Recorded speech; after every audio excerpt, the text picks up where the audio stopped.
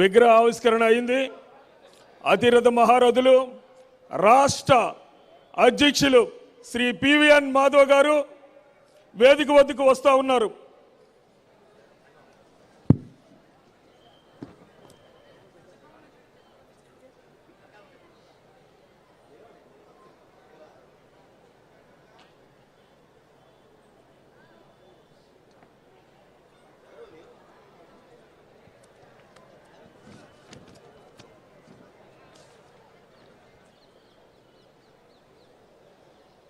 భారత మాజీ ప్రధాని భారతరత్న శ్రీ అటల్ బిహారీ వాజ్పేయి గారి ఆశయాలను శ్రీ గౌరవ ప్రధానమంత్రి నరేంద్ర మోదీ గారి సుపరిపాలనను ప్రజల్లోకి తీసుకెళ్లే మహాసంకల్పంతో డిసెంబర్ 11 నుంచి ధర్మవరం నుంచి ప్రారంభమైనటువంటి అటల్ మోదీ సుపరిపాలన యాత్ర మన అనకాపల్లి జిల్లాకి ఈరోజు చేరుకుంది.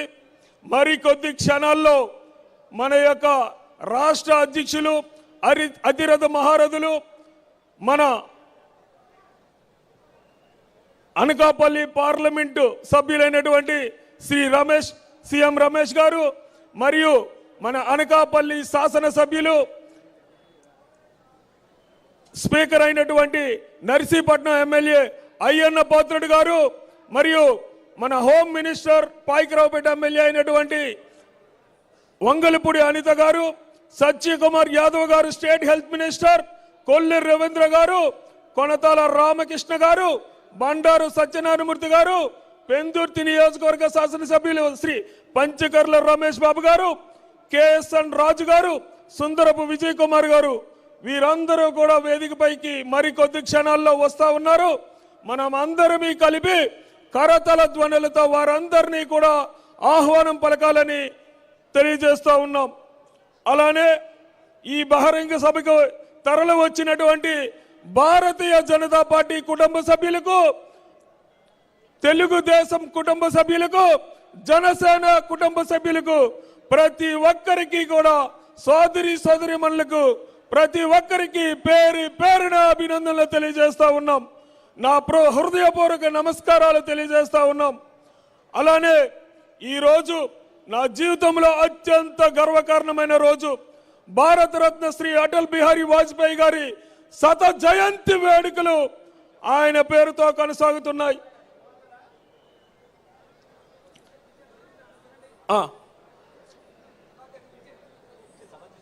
శ్రీ పివిఎన్ మాధవ్ గారు రాష్ట్ర అధ్యక్షులు వేదికను అలంకరించవలసిందిగా కోరుచున్నాం.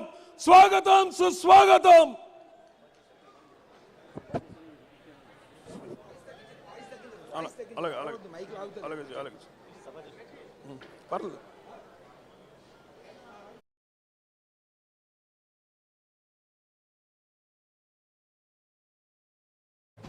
దేశాన్ని పరిపాలించిన నాయకుడు కోసం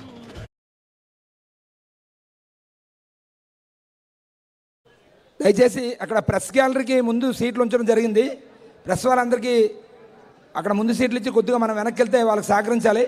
ఎందుకంటే మొత్తం ప్రపంచానికి తెలియజేసేవాళ్ళు వాళ్ళే. ఇక్కడ జరుగుతున్నటువంటి కార్యక్రమాన్ని మొత్తం జనం అందరికీ తెలియజేసేవాళ్ళు వాళ్ళు. కాబట్టి వాళ్ళకి కొద్ది సీట్లు ఇవ్వాల్సిందిగా కోరుతున్నాం. మన నాయకులు, మన కార్యకర్తలు ఎవరైనా ఉంటే వాళ్ళు వెనక్కి వెళ్ళి కూర్చొని ప్రెస్ వాళ్ళకి సీట్లు ఇవ్వాల్సిందిగా కోరుతున్నాం. 2 లైన్లు ప్రెస్కి, 2 లైన్లు. ఈ యొక్క సభా ప్రాంగణంకి వచ్చే ముందు అటల్జీ గ్యాలరీ అనేది ఇక్కడ ఏర్పాటు చేయడం జరిగింది. అటల్ బిహారీ వాజ్పేయి గారితో ఈ జిల్లా నాయకులందరికీ ఉన్న జ్ఞాపకాలన్నీ కూడా ఇక్కడ వరుసగా పెట్టడం జరిగింది. అవన్నీ తిలకించి వస్తూ ఉన్నారు. శ్రీ పివిఎన్ మాధవ్ గారు స్టేట్ అధ్యక్షులు భారతీయ జనతా పార్టీ, స్వాగతం, సుస్వాగతం. చింతకాల అయ్యన్న పాత్రుడు గారు స్పీకర్ ఆంధ్రప్రదేశ్, స్వాగతం, సుస్వాగతం. సీఎం రమేష్ గారు మన పార్లమెంటు సభ్యులు, స్వాగతం, సుస్వాగతం. సత్యకుమార్ యాదవ్ గారు స్వాగతం, సుస్వాగతం. కొల్లు రవీంద్ర గారు స్వాగతం, సుస్వాగతం. బండారు సత్యనారాయణమూర్తి గారు స్వాగతం, సుస్వాగతం. కొనతాల రామకృష్ణ గారు స్వాగతం, సుస్వాగతం. పంచకర్ల రమేష్ బాబు గారు స్వాగతం, సుస్వాగతం. కేఎస్ఎన్ రాజు గారు స్వాగతం, సుస్వాగతం. గండి బాబ్జీ గారు స్వాగతం, సుస్వాగతం. సుందరపు విజయ్ కుమార్ గారు స్వాగతం, సుస్వాగతం. వేపాడ చిరంజీవి గారు స్వాగతం, సుస్వాగతం. గాదే శ్రీనివాసులు నాయుడు గారు స్వాగతం సుస్వాగతం. అలానే మన విశాఖ జీవీఎంసీ మేయర్ పేల శ్రీనివాసరావు గారు స్వాగతం సుస్వాగతం. అలానే విశాఖపట్నం నార్త్ ఎమ్మెల్యే విష్ణు కుమార్ రాజు గారికి స్వాగతం సుస్వాగతం. అలానే రాష్ట్ర భారతీయ జనతా పార్టీ మహిళా అధ్యక్షురాలు నిశితా రాజు గారికి స్వాగతం సుస్వాగతం. అలానే పీలా గోవింద్ గారు ex MLA AP finance infrastructure development corporation chairman అయినటువంటి పీలా గోవింద్ గారికి స్వాగతం సుస్వాగతం. ఆడారి ఆనంద్ కుమారి గారికి స్వాగతం సుస్వాగతం, Bharatiya Janata Party state vice president. అలానే భారతీయ జనతా పార్టీ జనరల్ సెక్రటరీ, ఈ ప్రోగ్రాం యొక్క కన్వీనర్ అయినటువంటి ఎన్ రమేష్ నాయుడు గారికి స్వాగతం సుస్వాగతం. Uttarandhra incharge Bharatiya Janata Party general secretary అయినటువంటి మట్టా ప్రసాద్ గారికి స్వాగతం సుస్వాగతం. అలానే బీజేపీ స్టేట్ సెక్రటరీ అయినటువంటి కేతినేని సురేంద్ర మోహన్ గారికి స్వాగతం సుస్వాగతం. ఇంకా ఉన్నారు.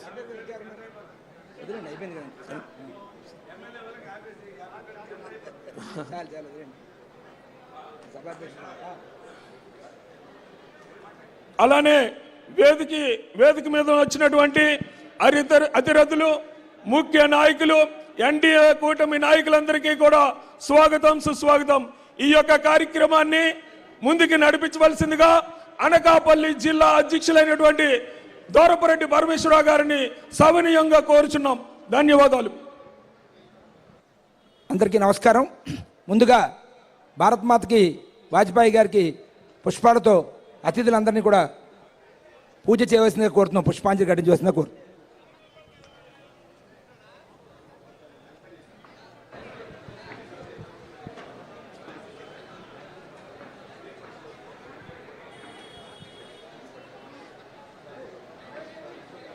భారత్ మాతా కీ, భారత్ మాతా కీ.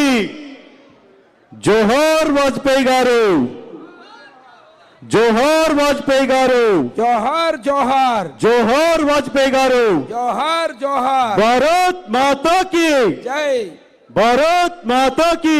జై, జోహార్ వాజ్పేయి గారు. జోహార్ జోహార్.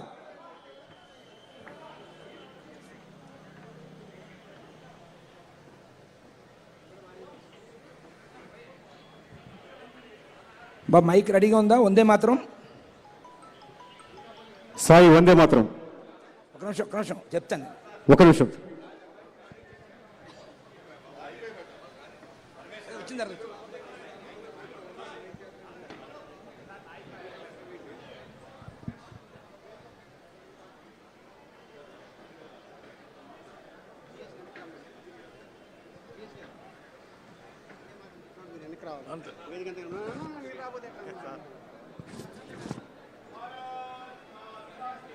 జై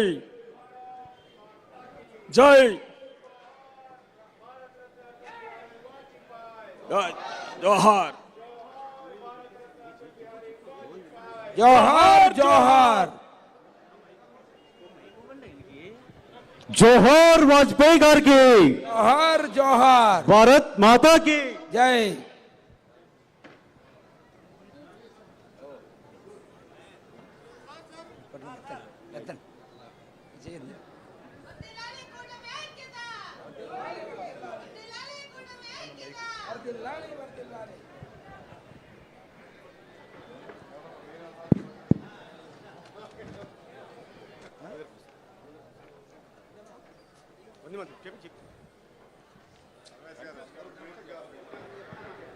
వందే మాత్రం ప్లే చేయవలసి కోరుతున్నాం.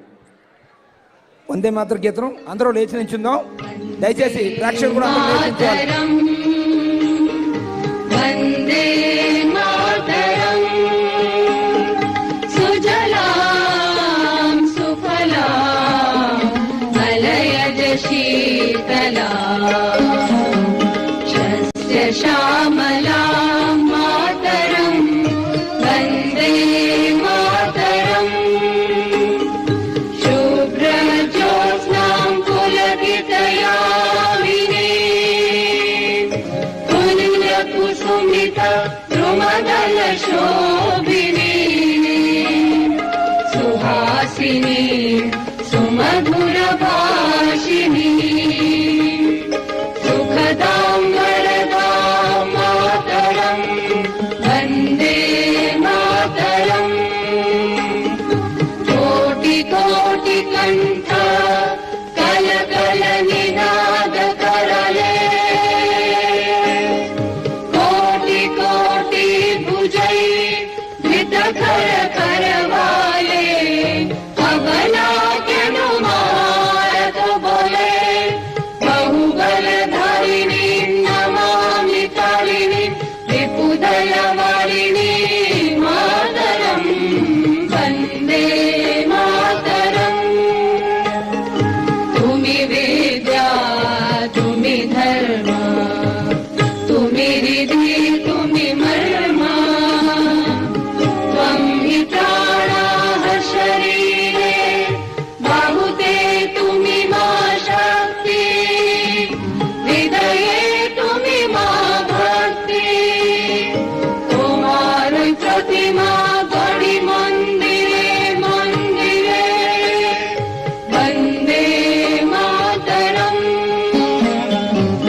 त्वं हि दुर्गा दश प्रहरण धारिणी कमला कमलदल विहारिणी वाणी विद्यादायिनी नमामि त्वां नमामि कमला ममला अतुला सुजला सुफला मातरम् वन्दे मातरम् श्यामलां सरलां सुस्मितां भूषितां धरणीं मातरम् वन्दे मातरम् वन्दे मातरम् भारत माता की जय। భారత్ మాతా కీ జై భారత్ మాతా కీ జై భారత్ మాతా కీ సభాయ నమః. వేదిక మీద ఉన్నటువంటి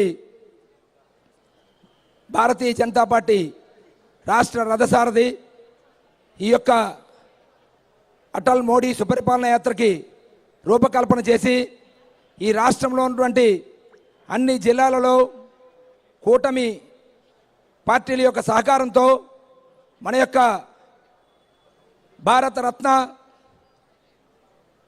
పూర్వ ప్రధానమంత్రి శ్రీ అటల్ బిహారీ వాజ్పేయి గారి యొక్క విగ్రహాలు పెట్టుచూ ప్రతి జిల్లాలో, అదేవిధంగా మోడీ గారి యొక్క పరిపాలన సుపరిపాలన ఏ విధంగా కొనసాగుతుంది ప్రజలకు వివరించడానికి, అట్లాగే మన రాష్ట్రంలో కూటమి యొక్క పరిపాలన ఏ రకంగా అభివృద్ధి దిశగా ప్రయాణం సాగుతుందనే విషయాన్ని ప్రజలందరికీ వివరించడానికి ఈ యొక్క అటల్ మోడీ సుపరిపాలన యాత్రని రాయలసీమలో ధర్మవరంలో 11వ తారీఖున ప్రారంభించడం జరిగింది. ఈ యాత్ర నిరాటంకంగా అన్ని జిల్లాల్లో తిరుగుతూ మన అనకాపల్లి జిల్లాకి వచ్చినందుకు వారికి అనకాపల్లి జిల్లా తరపున స్వాగతం సుస్వాగతం. అట్లాగే వేదిక మీద ఉన్నటువంటి మన జిల్లాకు సంబంధించిన గౌరవ శాసనసభ్యులు, మన యొక్క అనకాపల్లి పార్లమెంట్ సభ్యులు శ్రీ సీఎం రమేష్ గారు, విశాఖపట్నం నుంచి వచ్చేసినటువంటి విష్ణుకుమార్ రాజు గారు, మన స్థానిక శాసనసభ్యులు శ్రీ కొణతాల రామకృష్ణ గారు, వేదిక మీద ఉన్నటువంటి మనందరి యొక్క ప్రీతమ శాసనసభ్యులు, భారతీయ జనతా పార్టీ, జనసేన, టీడీపీ నాయకులందరికీ కూడా స్వాగతం సుస్వాగతం. మనందరికీ తెలుసు భారతీయ జనతా పార్టీ వ్యవస్థాపక అధ్యక్షులు శ్రీ అటల్ బిహారీ వాజ్పేయి గారు ఈ దేశం పట్ల ఏ రకంగా వ్యవహరించారు, ఈ దేశాన్ని అభివృద్ధి దిశగా ప్రయాణించడానికి ఏ రకంగా ప్రభుత్వాన్ని నడిపించారు అనేది మనందరం చూసాం. మరి అటల్ బిహారీ వాజ్పేయి గారు కానీ, అంతకుముందు ఉన్నటువంటి భారతీయ జనతా పార్టీకి ముందు ఉన్నటువంటి పూర్వరూపమైన భారతీయ జనసంఘ వ్యవస్థాపకులు కానీ, శ్యాంప్రసాద్ ముఖర్జీ, దీనదయాళ్ ఉపాధ్యాయ కానీ, వీళ్ళందరూ కూడా ఈ దేశం కోసం తమ జీవితాన్ని అర్పణ చేసినటువంటి వ్యక్తులు. అటువంటి గొప్ప వ్యక్తులైనటువంటి నాయకత్వంలో మనందరం పనిచేయడం చాలా గొప్ప విషయం. అటువంటి శ్రీ అటల్ బిహారీ వాజ్పేయి గారి యొక్క విగ్రహాన్ని మన అనకాపల్లి నగరంలో మంచి ఆహ్లాదకరమైన వాతావరణంలో ప్రారంభించుకోవడం చాలా సంతోషంగా భావిస్తూ, ఈనాటి కార్యక్రమానికి ఇచ్చేసినటువంటి అశేష జనానికి భారతీయ జనతా పార్టీ, తెలుగుదేశం, జనసేన కూటమి కార్యకర్తలందరికీ స్వాగతం పలుకుతూ ఈనాటి కార్యక్రమంలో మన యొక్క ఇన్ఛార్జి మంత్రి శ్రీ కొల్లు రవీంద్ర గారు మనందరినీ ఉద్దేశించి మాట్లాడతారు. అందరూ సావధానంగా వినాల్సిందిగా కోరుకుంటున్నాం. కొల్లు రవీంద్ర గారు.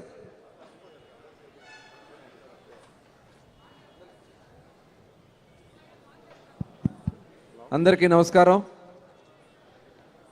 ఈరోజు అటల్ బిహారీ వాజ్పేయి గారి శత జయంతి వేడుకల్లో భాగంగా గౌరవనీయులు భారతీయ జనతా పార్టీ రాష్ట్ర అధ్యక్షులు మాధవ్ గారి నాయకత్వంలో రాష్ట్ర వ్యాప్తంగా ఆ మహనీయుడి యొక్క విగ్రహాల్ని ఏర్పాటు చేస్తూ మరి ఈరోజు అనకాపల్లి నగరంలో అతి ముఖ్యమైనటువంటి కూడలిలో ఇంత అద్భుతంగా ఈ విగ్రహాన్ని ఏర్పాటు చేయడానికి కారకులైనటువంటి పెద్దలందరికీ కూడా మనస్ఫూర్తిగా హృదయపూర్వక నమస్కారాలు తెలియజేస్తా ఉన్నా.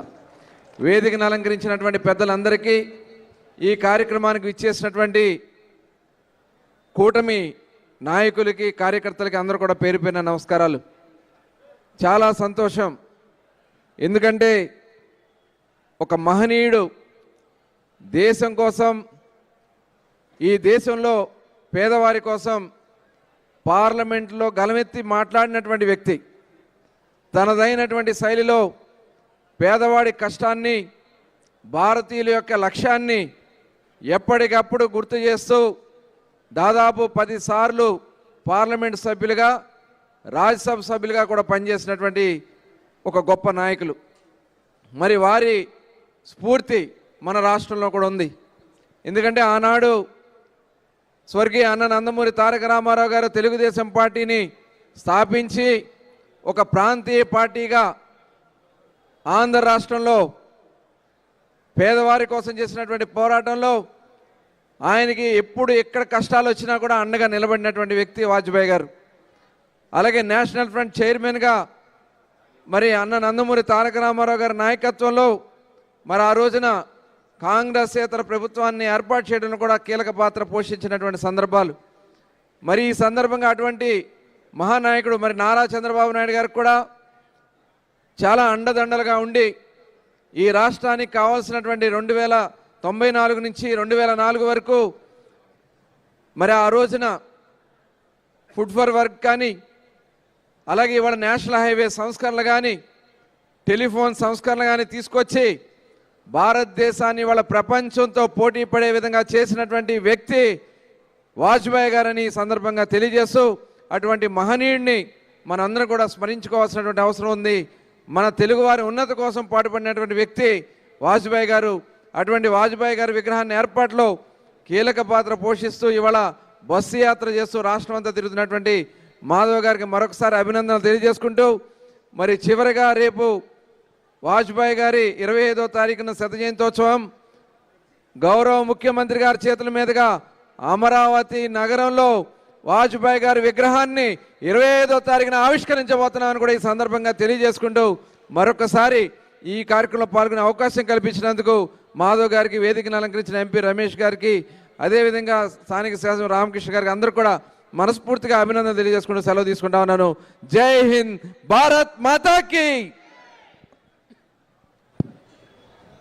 మన అనకాపల్లి శాసనసభ్యులు, మన యలమంచిలి శాసనసభ్యులు శ్రీ సుందరపు విజయ్ కుమార్ గారిని మాట్లాడాల్సిందే కోరుతున్నాం. భారత్ మాతా కీ, భారత్ మాతా కీ జై. వేదికని అలంకరించిన పెద్దలందరికీ, ఇక్కడికి విచ్చేసిన కుటుంబ సభ్యులందరికీ కూడా నా నమస్కారాలు తెలియజేస్తున్నా.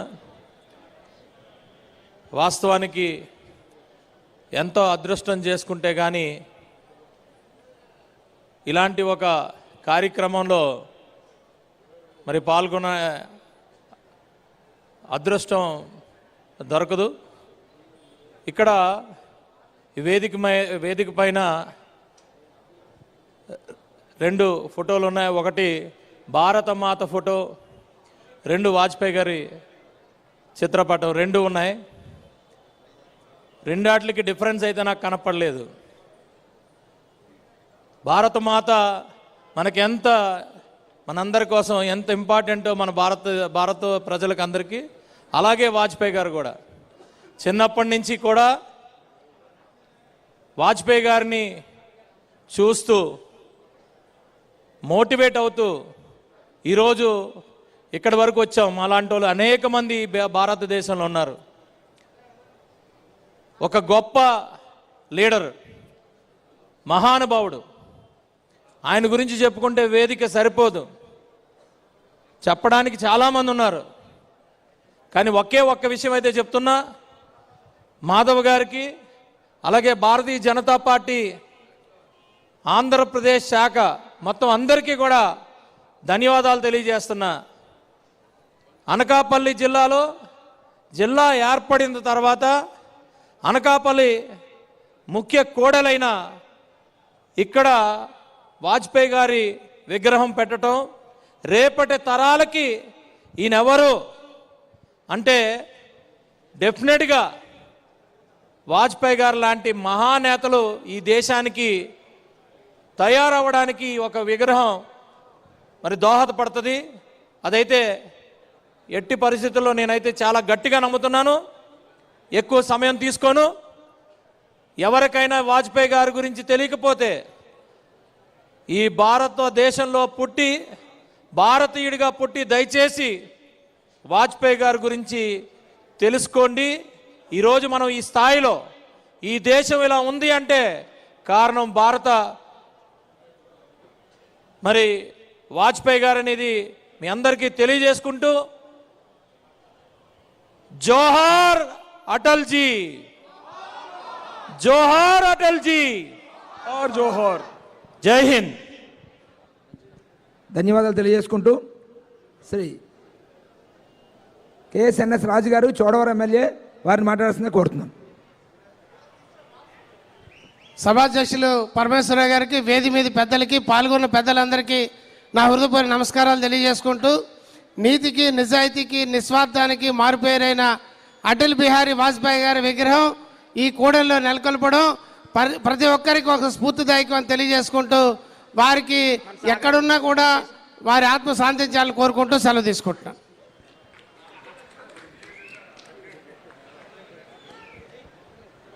ఇప్పుడు పెద్దలు పంచకర్ల రమేష్ బాబు పెందుర్తి శాసనసభ్యులు మాట్లాడాల్సిందిగా కోరుతున్నాం.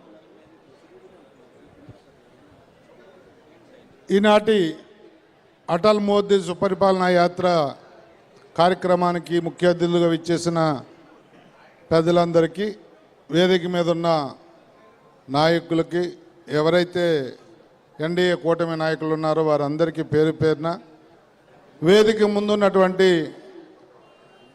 ఎన్డీఏ కూటమి అభిమానులు, నాయకులు, కార్యకర్తలు అందరికీ పేరు పేరున నా హృదయపూర్వక నమస్కారాలు. అటల్జీ అంటే రాజకీయంగా ఆనాడు ప్రధానమంత్రి పదవిని కూడా ఏమాత్రం స్వార్థం లేకుండా రాజకీయంగా నిస్వార్థంగా పరిపాలించాలన్న ఒక తపనతో పనిచేసి అలాంటి పదవిని కూడా త్యాగం చేసిన మహానుభావుడు. మనందరికీ రాజకీయాల్లో ఒక స్ఫూర్తి, నీతి నిజాయితీకి నిలువెత్తు అద్దంగా నిలిచిన మహానుభావుడు ఆయన. మరి ఈరోజు అలాంటి మహానుభావుడు విగ్రహావిష్కరణ రాష్ట్ర వ్యాప్తంగా పెట్టి వారు చూపించిన మార్గంలో నడవాలి అని ఒక మంచి కార్యక్రమాన్ని తీసుకున్న బీజేపీ రాష్ట్ర అధ్యక్షుడు మాధవ్ గారికి మనస్ఫూర్తిగా అభినందనలు తెలియజేస్తూ, తప్పకుండా ఈ రాష్ట్రానికైతే చంద్రబాబు నాయుడు గారు ముఖ్యమంత్రిగా ఉన్నప్పుడు అటల్జీ చేసిన మంచి పనులు అనేకం. మరి ఇప్పుడు మోడీ గారు కూడా అదే బాటలో మన రాష్ట్రానికి బ్రహ్మాండంగా అభివృద్ధి, సంక్షేమం అన్నీ కూడా చేస్తున్నందుకు మనస్ఫూర్తిగా అభినందిస్తూ, మరి ఇలాంటి మంచి కార్యక్రమం తీసుకుని మా అందరిని ఇన్వాల్వ్ చేసిన మాధవ్ గారికి మరొకసారి అభినందనలు తెలియజేస్తూ సెలవు తీసుకుంటాం. ధన్యవాదాలండి. శ్రీ బండారు సత్యనారాయణమూర్తి గారిని మాట్లాడాల్సిందే కోరుతున్నాను. సభాధ్యక్షులు, జిల్లా బీజేపీ అధ్యక్షులు పరమేశ్వర గారికి, వేదిక మీద ఉన్న బీజేపీ అధ్యక్షులు తమ్ముడు మాధవ్ గారికి, గౌరవ మంత్రివర్యులు సత్యకుమార్ గారికి, స్థానిక శాసనసభ్యులు పెద్దలు రామకృష్ణ గారు, మరొక స్థానిక పార్లమెంట్ సభ్యులు మన సీఎం రమేష్ గారు, సహచర శాసనసభ్యులు రమేష్ గారు, కేఎస్ఎన్ గారు, విజయకుమార్ విష్ణుకుమార్ రాజు గారు, మా పెద్దలు, మిత్రులారా, సోదరులారా, అటల్ బిహారీ వాజ్పేయి గారికి అనకాపల్లికి సత్సంబంధాలు ఉన్నాయి. అటల్ బిహారీ వాజ్పేయి గారు ఎప్పుడు వచ్చినా సరే అనకాపల్లి సమావేశం ఆయన కోరుకుండేవారు. అయితే మీరెందుకు అంత బాగా చెప్తున్నారంటే, పెద్దలు చలపతిరావు గారి నాయకత్వంలో మేము కాలేజీ స్టూడెంట్స్గా ఉన్నప్పుడు వారితో మేము కాంగ్రెస్కి వ్యతిరేకంగా మేము పోరాడుతున్నప్పుడు చలపతిరావు గారు చివర తన ఏమంటే దాన్ని చాలా కాలం అజ్ఞాతంలో ఉండి తిరిగి వచ్చినప్పుడు ఎమర్జెన్సీ పీరియడ్లో మీరు నమ్మపండి అనకాపల్లి స్టేడియంని నింపిన, ఎన్టీఆర్ స్టేడియం నింపిన ఘనత ఇప్పటికే ఇద్దరు దక్కుతుంది. ఒకటి, నందమూరి తారక రామారావు గారు తెల్లవారుజామున వస్తే అనకాపల్లి స్టేడియం కిక్కిరిసింది. ఎవరు అడగకుండా చెప్పకుండా వచ్చిన జనం. రెండు, అటల్ బిహారీ వాజ్పేయి గారు, నాకు బాగా గుర్తు, డిసెంబర్లో కళ్ళుగట్టిన చలిలో అటల్ బిహారీ వాజ్పేయి గారు తెల్లవారుజామున మధ్యాహ్నం అర్ధరాత్రి 1 గంటకు వస్తే అనకాపల్లి, నేను కాలేజీ స్టూడెంట్గా ఉన్నాను ఇంటర్మీడియట్లో, స్టేడియం అంతా కిక్కిరిస్తుంది. చలిలో అటల్ బిహారీ వాజ్పేయి గారికి స్వాగతం పలికారంటే ఈరోజు ఆ విగ్రహం ఇక్కడ పెట్టడం నాకు మనస్ఫూర్తిగా ఎంత ఆనందం కలుగుతోంది. అగ్గికైనా చదబడుతుందేమో కానీ అటల్ బిహారీ వాజ్పేయి గారు నీతికి మరొక మారుపేరు. భారతదేశ ప్రధానమంత్రి చరిత్రలో అవినీతికి ఆమడ దూరంలో ఉన్న వ్యక్తుల్లో, ఒక్క చిన్న మచ్చ కూడా లేని వ్యక్తుల్లో ఇద్దరు. ఒకరు అటల్ బిహారీ వాజ్పేయి గారు, ఈరోజు నరేంద్ర మోడీ గారు అని చెప్పి మనం గర్వంగా చెప్పగలుగుతాం. చాలా స్కీమ్స్ అన్నీ చూసాం. రెండు, అటల్ బిహారీ వాజ్పేయి గారు మరి ఏమిటో అనుబంధం తెలియదు. ఎన్టీ రామారావు గారు అంటే అమితమైన ప్రేమ. 1989లో ప్రభుత్వాలు దింపాలనుకున్నప్పుడు ఆ రోజు వాజ్పేయి గారు, ఎన్టీ రామారావు గారు సహచరులుగా ఉండి ఒక నాయకత్వం వహించారు. అలాంటి మహానుభావుడు ఒకసారి పార్లమెంట్లో ఇద్దరే గెలిచారు దేశం మొత్తం మీద. ఎవరు? ఒకరు అటల్ బిహారీ వాజ్పేయి గారు, రెండు వరంగల్ నుంచి జగ్గారెడ్డి గారు. ఇద్దరు పార్లమెంట్ మెంబర్లు ఉంటే చాలామంది కాబోయే ప్రధానమంత్రి అంటే నవ్వారు. అలాంటిది వాజ్పేయి గారు మరి 1999లో ప్రధానమంత్రి అయినారు.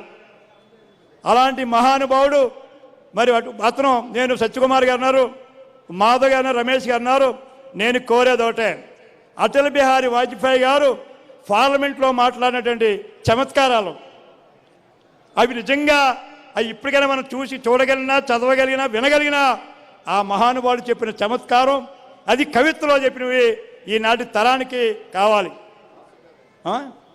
ఆసు కవి.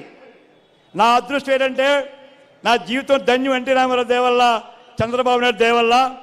వాజ్పేయి గారు 99లో హైదరాబాద్ వచ్చినప్పుడు నాకు ఆయన మినిస్టర్ వెయిటింగ్ కూడా నాకు ఇవ్వడం, ఆయనతో కాకతీయ హోటల్లో వారితో కొంచెం వారు చూసే అదృష్టం నాకు కలిగింది. అలాంటి మహానుభావుడు విగ్రహాన్ని మరి రెండవది, ఆ తర్వాత వాజ్పేయి గారికి ఎడభుజం కుడభుజం మన చంద్రబాబు నాయుడు గారు. ఎంత అభిమానించారంటే చంద్రబాబు నాయుడు గారిని, మరి అడిగిందే తడువుగా ఆంధ్రప్రదేశ్లో ఏం అడిగితే అది ఇచ్చిన మహానుభావుడు అటల్ బిహారీ వాజ్పేయి గారు. అలాంటి మహానుభావుడిని మనం ఈరోజు స్మరించుకోవడం, మళ్ళీ దేశ చరిత్రలో వాజ్పేయి లాంటి మహానుభావుడిని మళ్ళా చూడగలమో చూడలేమో అన్నటువంటి వ్యక్తిత్వం కలిగిన వ్యక్తి అటల్ బిహారీ వాజ్పేయి గారు. మరి చిన్న వయసు నుంచి చూసే అదృష్టం, ఆ మహానుభావుడి స్పీచ్లు వినే అదృష్టం, ఆయన నాయకత్వం, ఆయన ప్రధానమంత్రిగా ఉన్నప్పుడు మేము మంత్రులుగా ఉండి ఆయన పరిపాలన చూసిన వ్యక్తులని ఇవాళ రోడ్లో మీటింగ్ పెడుతున్నాం. ఒక ఇరుకు సందుల్లో ఉండే ఈ రోడ్డు ఇవాళ ఎంత వైభవంగా ఉందంటే స్వర్ణ చతుర్భుజ అనేటువంటి ఒక పథకం ద్వారా ఈ దేశంలో రోడ్లను సంస్కరణ చేసిన ఏకైక వ్యక్తి అటల్ బిహారీ వాజ్పేయి గారు. సంస్కరణకు మరొక కలికి తురాయి. అలాంటి అటల్ బిహారీ వాజ్పేయి గారి విగ్రహ ప్రారంభంలో నన్ను మాధవ్ గారు ఒక స్పెషల్ ప్రోగ్రాం తీసుకొని సత్యకుమార్ గారు మరి రమేష్ గారు దాన్ని బీజేపీ పరంగా కూటమి పరంగా మళ్ళీ ఒకసారి ఇలాంటి మహానుభావులు మహాత్మా గాంధీని మర్చిపోకూడదు, అల్లూరి సీతారామరాజు మర్చిపోకూడదు, అటల్ బిహారీ వాజ్పేయి గారిని మర్చిపోకూడదు, ఎన్టీ రామారావు గారిని మర్చిపోకూడదని ఒక మంచి స్మరణ గుర్తుతో ఈ విగ్రహాన్ని ఇక్కడ మన అనకాపల్లిలో స్థాపించి ఈరోజు ప్రారంభించినందుకు వారందరూ కూడా అందులో మేము భాగస్వాములు అయినందుకు నేను కూడా ధన్యుడిని అనుకున్నాను. మీ అందరికీ మా బీజేపీ మహాకూటమి అందరు అగ్రనాయకుల నుంచి గ్రామస్థాయి కార్యకర్తలు కూడా నా హృదయపూర్వక ధన్యవాదాలు తెలియపరుచుకుని చదువుకున్నాను. జై హింద్, జై అటల్జీ. సత్యనారాయణమూర్తి గారికి ధన్యవాదాలు తెలియజేసుకుంటూ మన యొక్క స్థానిక శాసనసభ్యులు మాజీ మంత్రివర్యులు శ్రీ కొణతాల రామకృష్ణ గారిని మాట్లాడవలసిందిగా కోరుతున్నాను.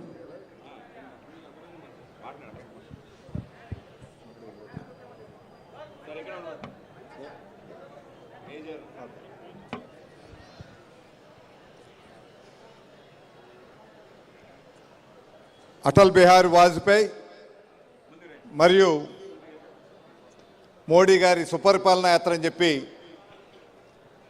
రాష్ట్ర బీజేపీ అధ్యక్షులు సోదరులు మాధవ్ గారు చేపట్టినటువంటి ఈ కార్యక్రమంలో భాగంగా ఈరోజు అనకాపల్లిలో ముఖ్య కూడల్లో స్వర్గీయ భారతరత్న అటల్ బిహారీ వాజ్పేయి గారి కౌన్సిల్ విగ్రహం ఆవిష్కరించేటువంటి కార్యక్రమం ఒక జీవితంలో మర్చిపోలేనటువంటి అనుభూతిగా నాకైతే చిరస్థాయిగా ఉంటుంది.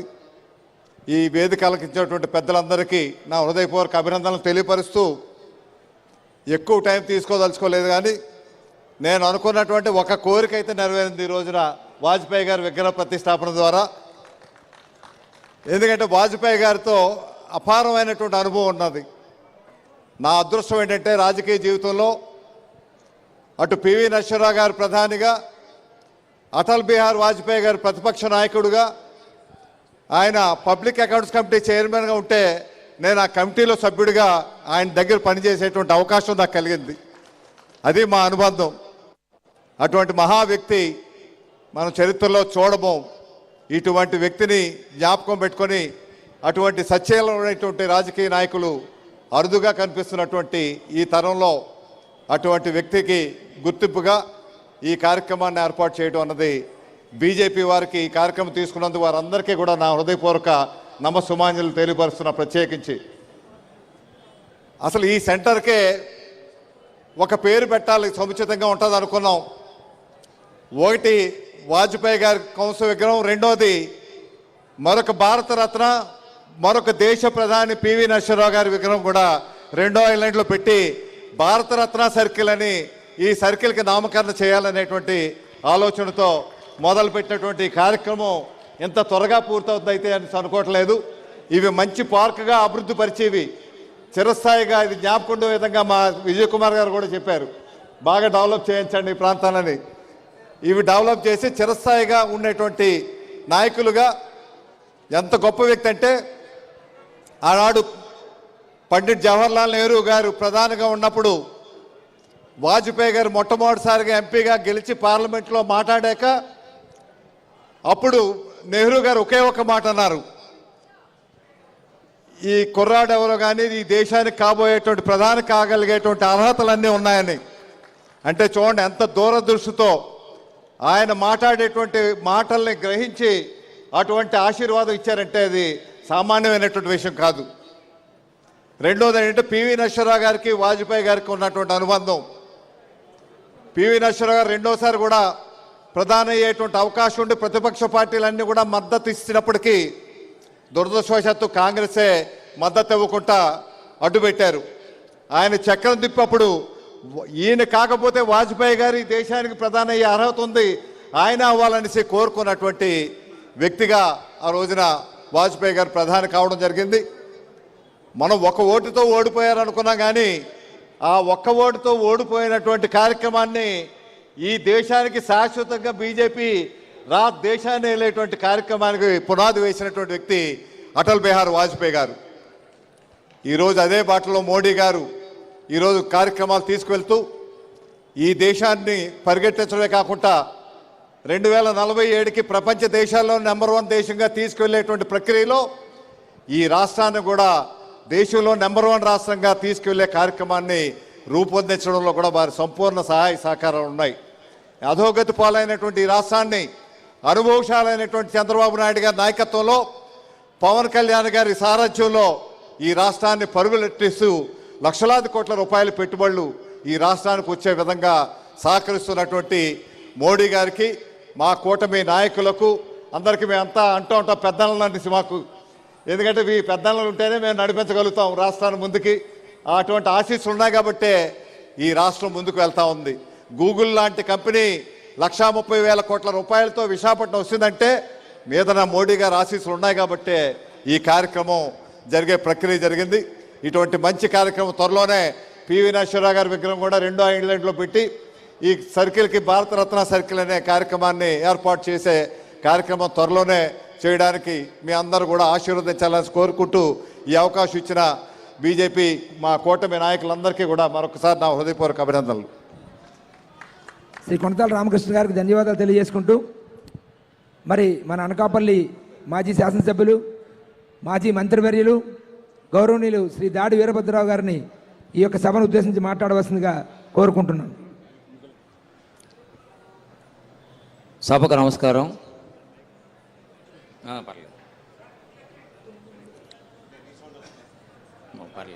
పర్లేదు బాగుంది. ఇచ్చేసినటువంటి సోదరులు సోదరిమణులు అందరికీ నమస్కారం. కూటమి ప్రభుత్వం చాలా విజయవంతంగా నడుస్తుండడం అనేటువంటిది మనందరికీ కూడా చాలా ప్రెస్టీజియస్ ఇష్యూ అవుతుంది.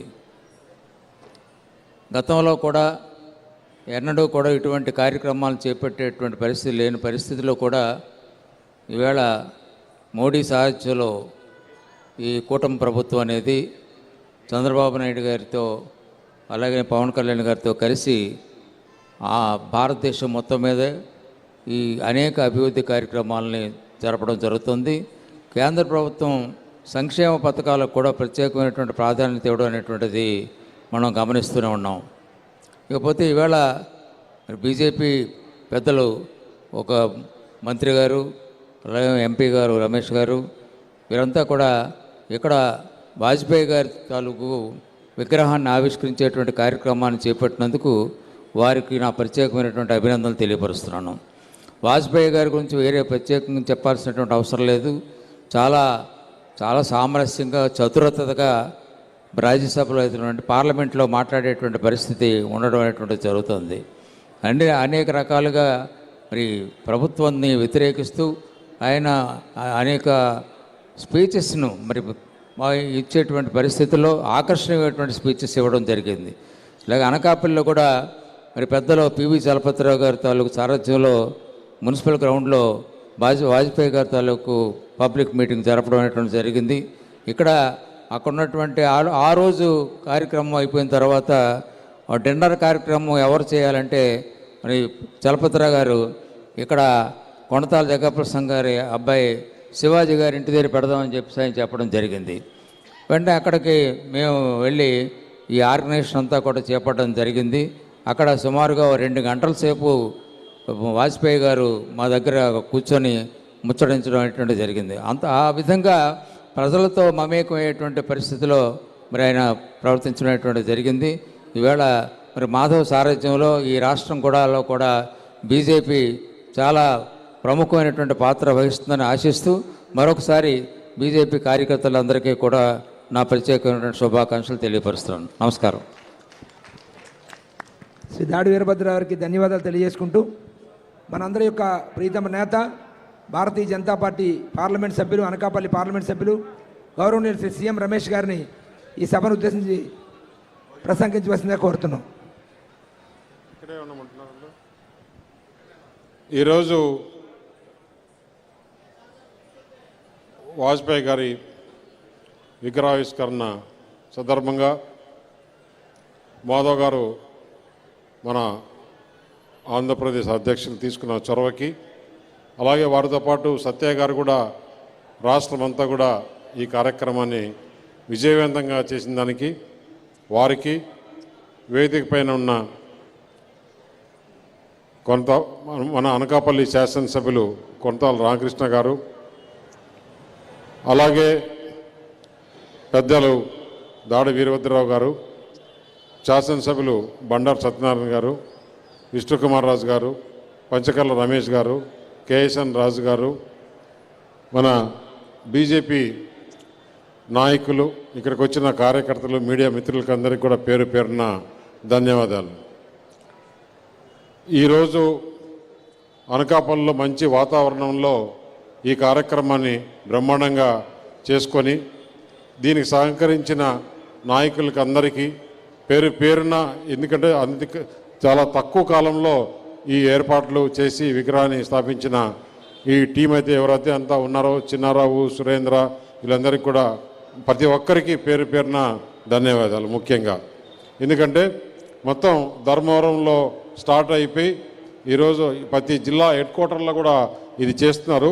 ఇది చేసేదే కాకుండా దీన్ని మళ్ళీ ఏ విధంగా మెయింటైన్ చేయాలి, ఇప్పుడే మన శాసనసభ్యులు చెప్పినట్లు దీని మంచి పార్క్ మాదిరి చేయడమా, లేదు ఏ విధంగా చేస్తే బాగుంటుంది, శాశ్వతంగా ఉండే విధంగా తీసుకునేదానికి మేము చర్యలు తీసుకుంటామని చెప్పేసి మీకు అందరికీ సమాముఖంగా తెలియజేయడం జరిగింది.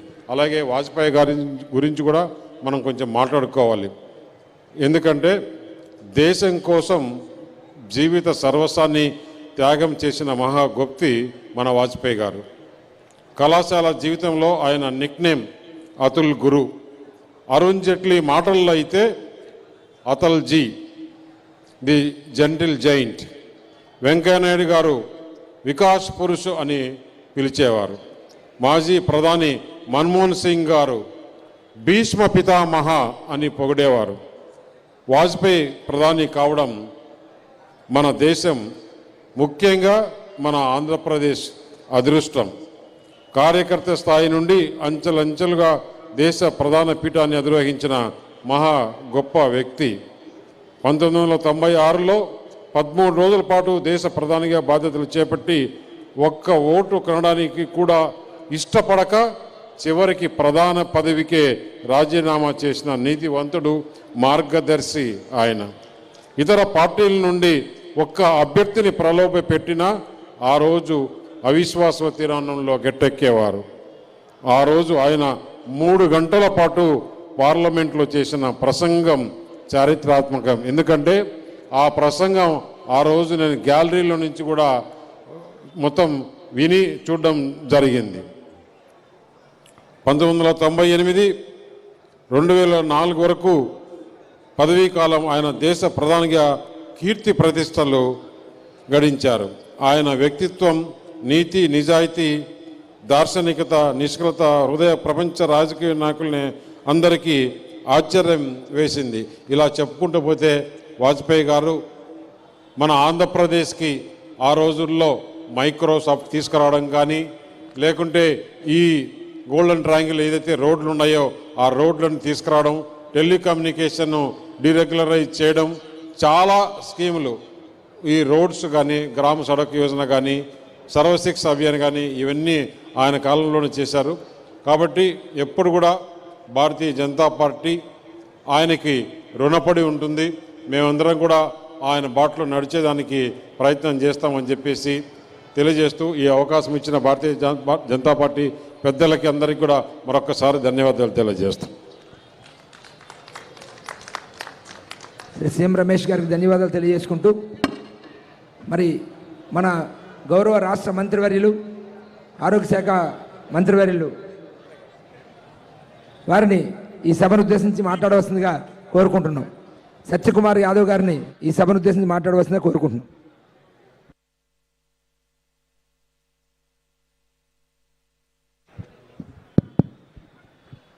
భారత్ మాతాకి. సభాధ్యక్షులు భారతీయ జనతా పార్టీ జిల్లా అధ్యక్షులు పరమేశ్వరరావు గారికి, రాష్ట్ర అధ్యక్షులు పివిఎన్ మాధవ్ గారికి, సీనియర్ నాయకులు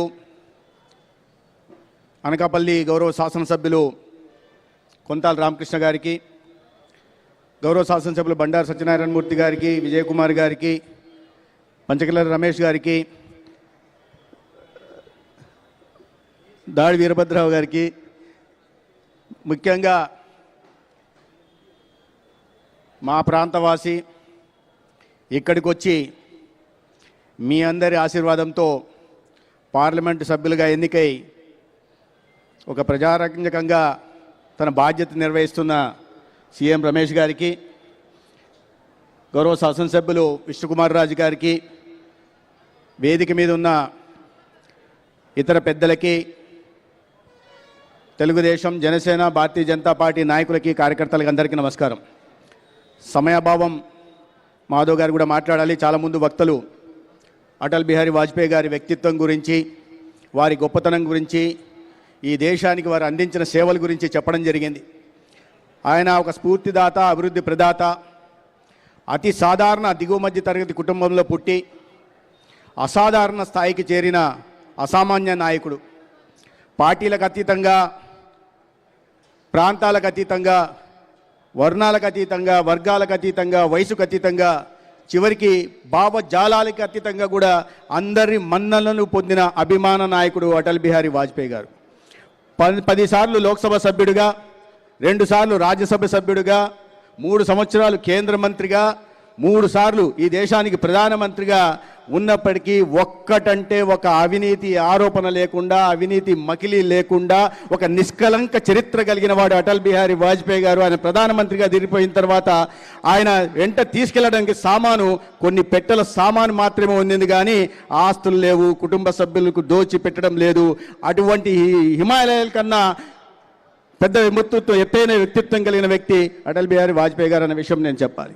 కొన్ని సంవత్సరాల పాటు, దాదాపు ఆయన 70 సంవత్సరాల రాజకీయ జీవితంలో 60 సంవత్సరాల పాటు ప్రతిపక్షంలోనే ఉంటూ, ఆనాడు జనసంఘలో కానీ, దాని తర్వాత భారతీయ జనతా పార్టీని స్థాపించిన తర్వాత కానీ అనేక ప్రతికూలతల మధ్య, ఒడిదొడుకుల మధ్య, అడ్డంకుల మధ్య పని చేసుకుంటూ పార్టీని పెంచుతూ ఇవాళ 3 సార్లు ఆయన ప్రధానమంత్రిగా చేయడం కాకుండా ఇవాళ భారతీయ జనతా పార్టీ అప్రతిహతంగా ఎన్డీఏ నాయకత్వం, ఎన్డీఏ 3 సార్లు కేంద్రంలో నరేంద్ర మోడీ గారి ప్రభుత్వం ఏర్పాటు కావడానికి, 16 రాష్ట్రాల్లో భారతీయ జనతా పార్టీ సొంతంగా ప్రభుత్వం ఏర్పాటు చేసుకోవడానికి, 21 రాష్ట్రాల్లో, మిగిలిన 5 రాష్ట్రాల్లో కలిపి 21 రాష్ట్రాల్లో ఎన్డీఏ ప్రభుత్వాలు ఏర్పాటు కావడానికి పునాది వేసిన నాయకుడు ఎవరంటే అటల్ బిహారీ వాజ్పేయి గారని. ఒక రెవల్యూషనరీ కనెక్షన్ చేశారు ఆయన. కనెక్టివిటీ రెవల్యూషన్ తీసుకొచ్చారు. రూరల్ రోడ్స్ కానీ, హైవేస్ కానీ, పోర్ట్ కనెక్టివిటీ కానీ, ఎయిర్పోర్ట్ కనెక్టివిటీ కానీ, టెలికాం కనెక్టివిటీ కానీ, చివరికి పొలిటికల్ కనెక్టివిటీ చేసిన మహానాయకుడు. ఆనాడు సంకీర్ణ ప్రభుత్వాన్ని నడుపుతూ అనేక పార్టీలను కలుపుకొని ఆయన, అందుకని అజాత శత్రువు అంటారు. మన రాష్ట్రంలో చంద్రబాబు నాయుడు గారి నాయకత్వంలో తెలుగుదేశం పార్టీ, మన పక్క రాష్ట్రంలో తమిళనాడులో డిఎంకే పార్టీ, ఇటుపక్క కర్ణాటకలో జేడీయూ పార్టీ, ఆ పైన మహారాష్ట్రలో శివసేన పార్టీ, ఇటుపక్క ఒరిస్సాలో బిజీ జనతాదళ్ పార్టీ, అటుపక్క అకాలీదళ్ పార్టీ, ఆ పైన నేషనల్ కాన్ఫరెన్స్ పార్టీ, బీహార్లో సమతా పార్టీ, వెస్ట్ బెంగాల్లో మమతా పార్టీ, అస్సాం గణపరిషత్ పార్టీ, ఇన్ని రకాల పార్టీలను కలిపి 5 సంవత్సరాలు, మొత్తం 6.5 సంవత్సరాల పాటు అద్భుతంగా పాలించి ఒక ప్రజారంజకమైన, పారదర్శకమైన పాలన అందించి ఈ దేశాన్ని అభివృద్ధి పదంలో ముందుకు తీసుకెళ్లి అణు పరీక్షలు కూడా నిర్వహించి, పోఖ్రాన్ అణు పరీక్షలు నిర్వహించి మన పక్క దేశంలో పాకిస్తాన్కి కార్గిల్ యుద్ధంలో గుణపాఠం చేసి ప్రపంచానికి భారతదేశం భద్రత గురించి, సమైక్యత గురించి, సార్వభౌమత గురించి, సమగ్రత గురించి ఎవరైనా అశ్వదృష్టితో చూస్తే వారికి ఇదే భాషలో సమాధానం చెప్తాను అనే స్పష్టమైన సంకేతాన్ని కూడా పంపించిన మహానాయకుడు. ఆనాడు పాకిస్తాన్కి చెప్పారు ఆయన, అయ్యా పొరుగు దేశం, మన ఇద్దరం శాంతి ఇదిగా ఉండాలా, ఒకే దేశంలో ఉన్నాం, ఒకే దేశంలో పుట్టాం, తర్వాత విడిపోయాం, ఎందుకు మన మధ్య శాంతియుతంగా ఉందాం, అభివృద్ధి పదంలో సాగుదాం, మనం కూడా అభివృద్ధి చెందిన దేశాలుగా మారుదామని చెప్పి లాహోర్ బస్సు యాత్ర చేసి స్నేహస్తం చాస్తే ఆ రోగ్ నేషన్కి అర్థం కాలేదు. దాని తర్వాత పరిణామాలు ఏం జరిగాయో మీకు తెలుసు. ఇవాళ అటువంటి అద్భుతమైన పాలన సాగించిన వాడు అటల్ బిహారీ వాజ్పేయి నాయకుడు అనేవాడు కాలంకి అనుగుణంగా కనుమరుగైపోయేవాడు నాయకుడు, నిజమైన నాయకుడు కాదు. కొన్ని తరాల పాటు ప్రజల గుండెల్లో నిలిచిపోయేవాడు నిజమైన నాయకుడు అవుతాడు. కొన్ని తరాలు తన మార్గంలో నడిపించగలిగిన వాడు ఆదర్శవంతమైన నాయకుడు అవుతాడు. అటువంటి నాయకత్వ లక్షణాలు కలిగిన నాయకుడు అటల్ బిహారీ వాజ్పేయి గారు. ఆనాడు ప్రధానమంత్రి గ్రామ సడక్ యోజన తీసుకొచ్చిన, లేదా గ్రామాల్లో ఉపాధి పనుల కోసం పనికాహార పథకం కానీ, సంపూర్ణ రోజ్గార్ యోజన పథకం కానీ తీసుకొచ్చిన, లేదా ప్రతి గ్రామానికి రహదారి సౌకర్యం కల్పించడం కోసం ప్రధానమంత్రి సడక్ యోజన కార్యక్రమాన్ని తీసుకొచ్చిన, ఇప్పుడే భక్తులు అన్నట్టు చెప్పినట్టుగా మన ముందు కనిపిస్తున్న హైవేల నిర్మాణానికి, 4 లైన్ల హైవేల నిర్మాణానికి పునాదులు వేసిన అటల్ బిహారీ వాజ్పేయి గారి సమయంలో జరిగిందన్న విషయాన్ని మనం చూడాలి. సర్వశిక్ష అభియాన్ అయినా, నేషనల్ రూరల్ హెల్త్ మిషన్ ప్రారంభం చేసిన ఆయన సమయంలో కేవలం ఢిల్లీకి మాత్రమే పరిమితమైన all India institute of medical సైన్సెస్ని ఆనాడు 7 రాష్ట్రాలకు విస్తరిస్తే, ఇవాళ ప్రధానమంత్రిగా ఉంటున్న నరేంద్ర మోడీ గారు 23 రాష్ట్రాల్లోనే ఎయిమ్స్ని పెట్టడం జరిగింది. మన దేశంలో ఎక్కడ కూడా ఒక్కటంటే ఒక్క మెట్రో రైలు లేకపోతే, ఆనాడు ఢిల్లీలో కానీ, బాంబేలో కానీ, కలకట్టాలో కానీ, బెంగళూరులో కానీ మొదలు పెడితే 4 రాష్ట్రాల నుంచి ఇవాళ 24 రాష్ట్రాల్లో మెట్రో పనులు జరుగుతున్నాయి. మన రాష్ట్రంలో కూడా రాబోయే కొద్ది సంవత్సరాల విశాఖపట్నంలో కూడా మెట్రో రాబోతుందన్న విషయాన్ని అర్థం చేసుకోవాల్సి ఉంది. మిత్రులారా, ఆనాడు మన సైనిక శక్తిని, రక్షణ శక్తిని అటల్ బిహారీ వాజ్పేయి గారు పోఖ్రాన్ అణు పరీక్షల ద్వారా చూపిస్తే, తర్వాత మన దేశంలో ప్రధానమంత్రిగా ఈనాడు అదే అడుగుజాడల్లో నడుస్తున్న నరేంద్ర మోడీ గారు మన దేశంలో ఉగ్రవాదానికి ఊతమిచ్చి ప్రేరేపిస్తున్న రోగ్ నేషన్ పాకిస్తాన్కి అనేక సందర్భాల్లో, అది సర్జికల్ స్ట్రైక్ ద్వారా కావచ్చు, ఎయిర్ స్ట్రైక్ ద్వారా కావచ్చు, ఇటీవల ఆపరేషన్ సింధూర్ ద్వారా కావచ్చు, గుణపాఠం, వారికి అర్థమయ్యే భాషలోనే గుణపాఠం నేర్పించి అదే సమయంలో ప్రపంచానికి కూడా ఒక స్పష్టమైన సంకేతాన్ని కూడా అందించడం మనం చూసాం. ఇవాళ ఆనాడు తీసుకొచ్చిన అనేక అభివృద్ధి కార్యక్రమాలను ఇవాళ ముందుకు తీసుకెళ్తున్నారు.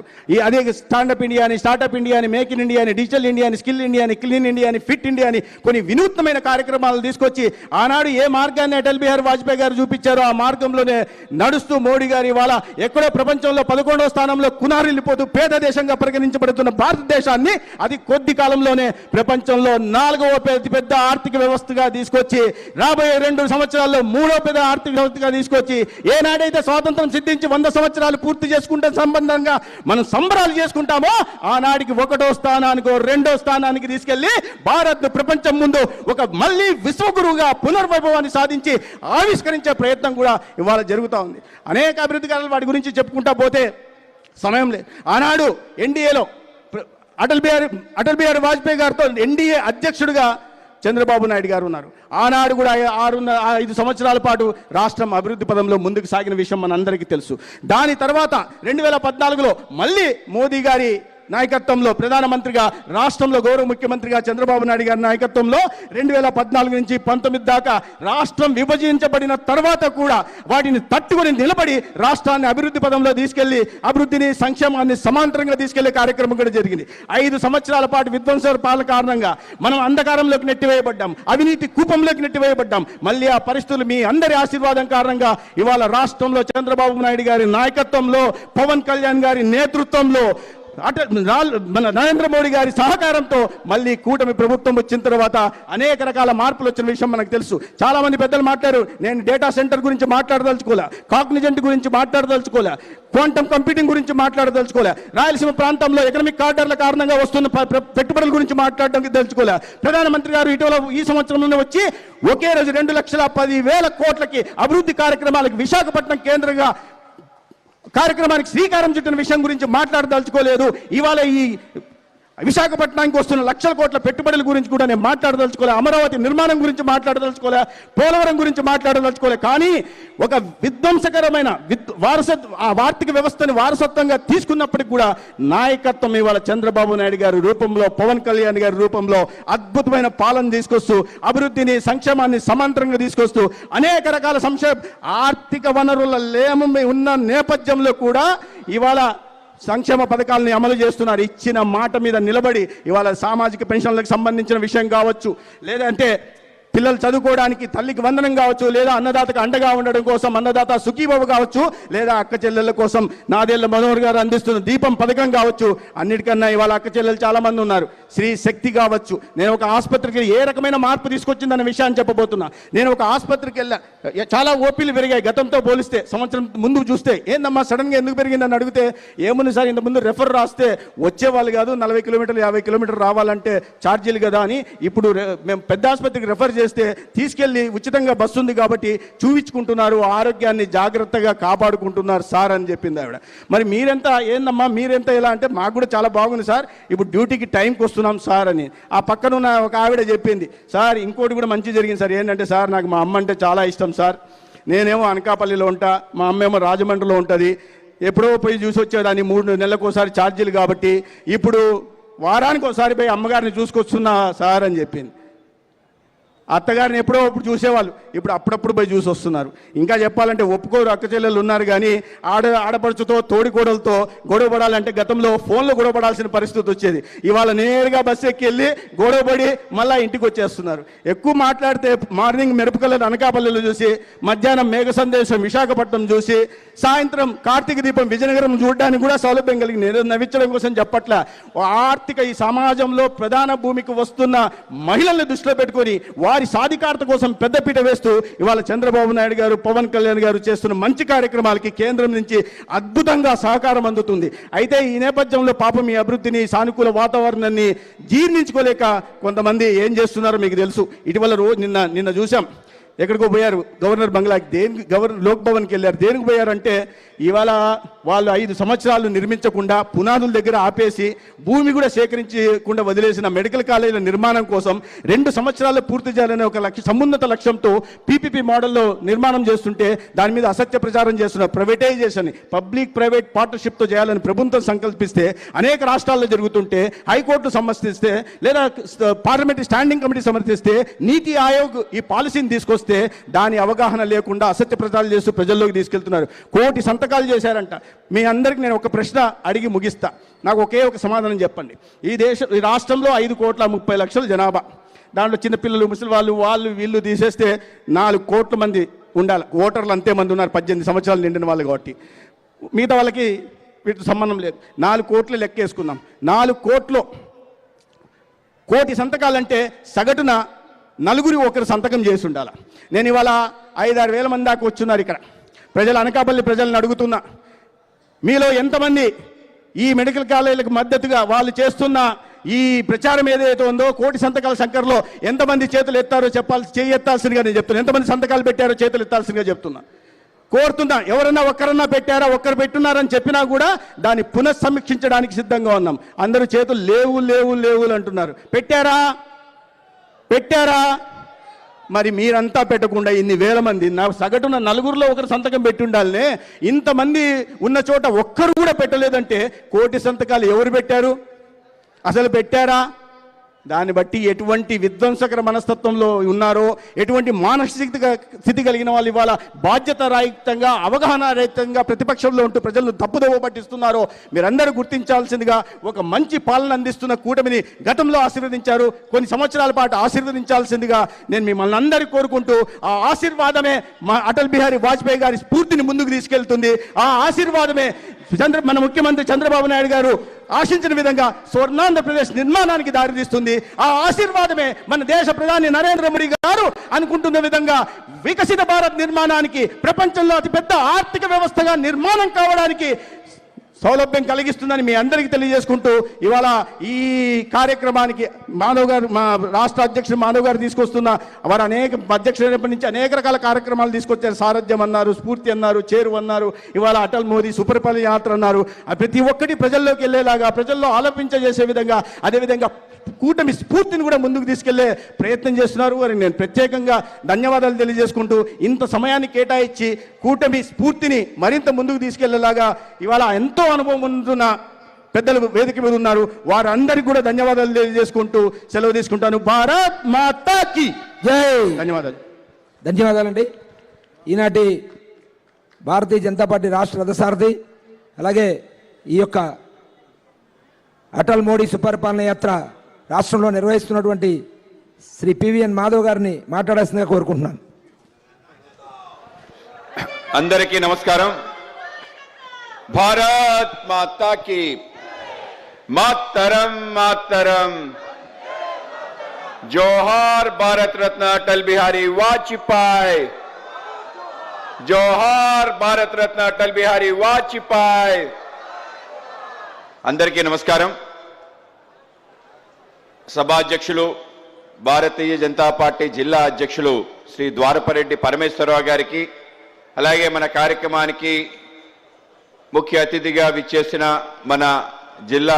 మన శాసనసభ్యులు శ్రీ కొనతాల రామకృష్ణ గారికి, అలాగే నాతో పాటు ఈ యొక్క యాత్రని రాష్ట్ర వ్యాప్తంగా తిరుగుతూ మా అందరికీ ప్రోత్సహిస్తున్న అన్న సత్యకుమార్ గారికి, మన వైద్య శాఖ మంత్రివర్యులు గారికి, అలాగే మన జిల్లా మంత్రివర్యులు కొల్లు రవీంద్ర గారికి, అలాగే ఈ కార్యక్రమంలో పాల్గొన్న పెద్దలు దాడి వీరభద్రరావు గారు, రాజకీయ దురంధరుడు, ఆయనకి, అలాగే పెద్దలు మన అనేక పర్యాయాలు శాసన సభ్యులుగా మంత్రిగా పనిచేసిన ఆయన కూడా మన ప్రాంతంలో సుప్రసిద్ధ రాజకీయ దురంధరుడు శ్రీ బండారు సత్యనారాయణమూర్తి గారికి, అలాగే ఎమ్మెల్యే శ్రీ పంచకెళ్ళ రమేష్ బాబు గారికి, అలాగే మన కేవీఎస్ఎన్ రాజు గారికి, అలాగే మా గండి బాబ్జీ గారికి, పివిఎస్ఎన్ రాజు గారికి, అలాగే మా సుందరపు విజయ్ కుమార్ గారికి, అలాగే మా విష్ణు కుమార్ రాజు గారికి, అలాగే మరీ ముఖ్యంగా ఈ కార్యక్రమం ఇక్కడ ఇంత అద్భుతంగా జరగడానికి ముఖ్య కారణం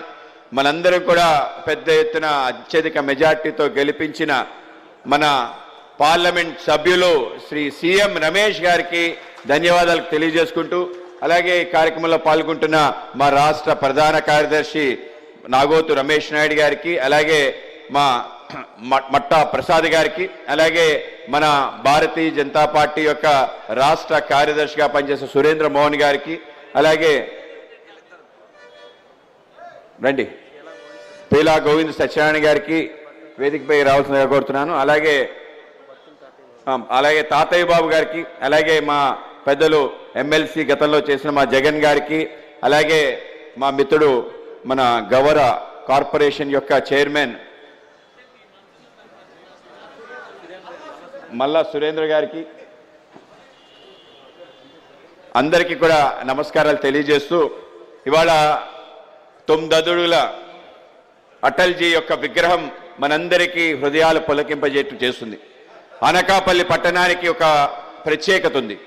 ఈ పట్టణంలో నేను పుట్టడం జరిగింది, మా నాన్నగారు కూడా ఇక్కడే రాజకీయ ప్రస్థానం చేయడం జరిగింది.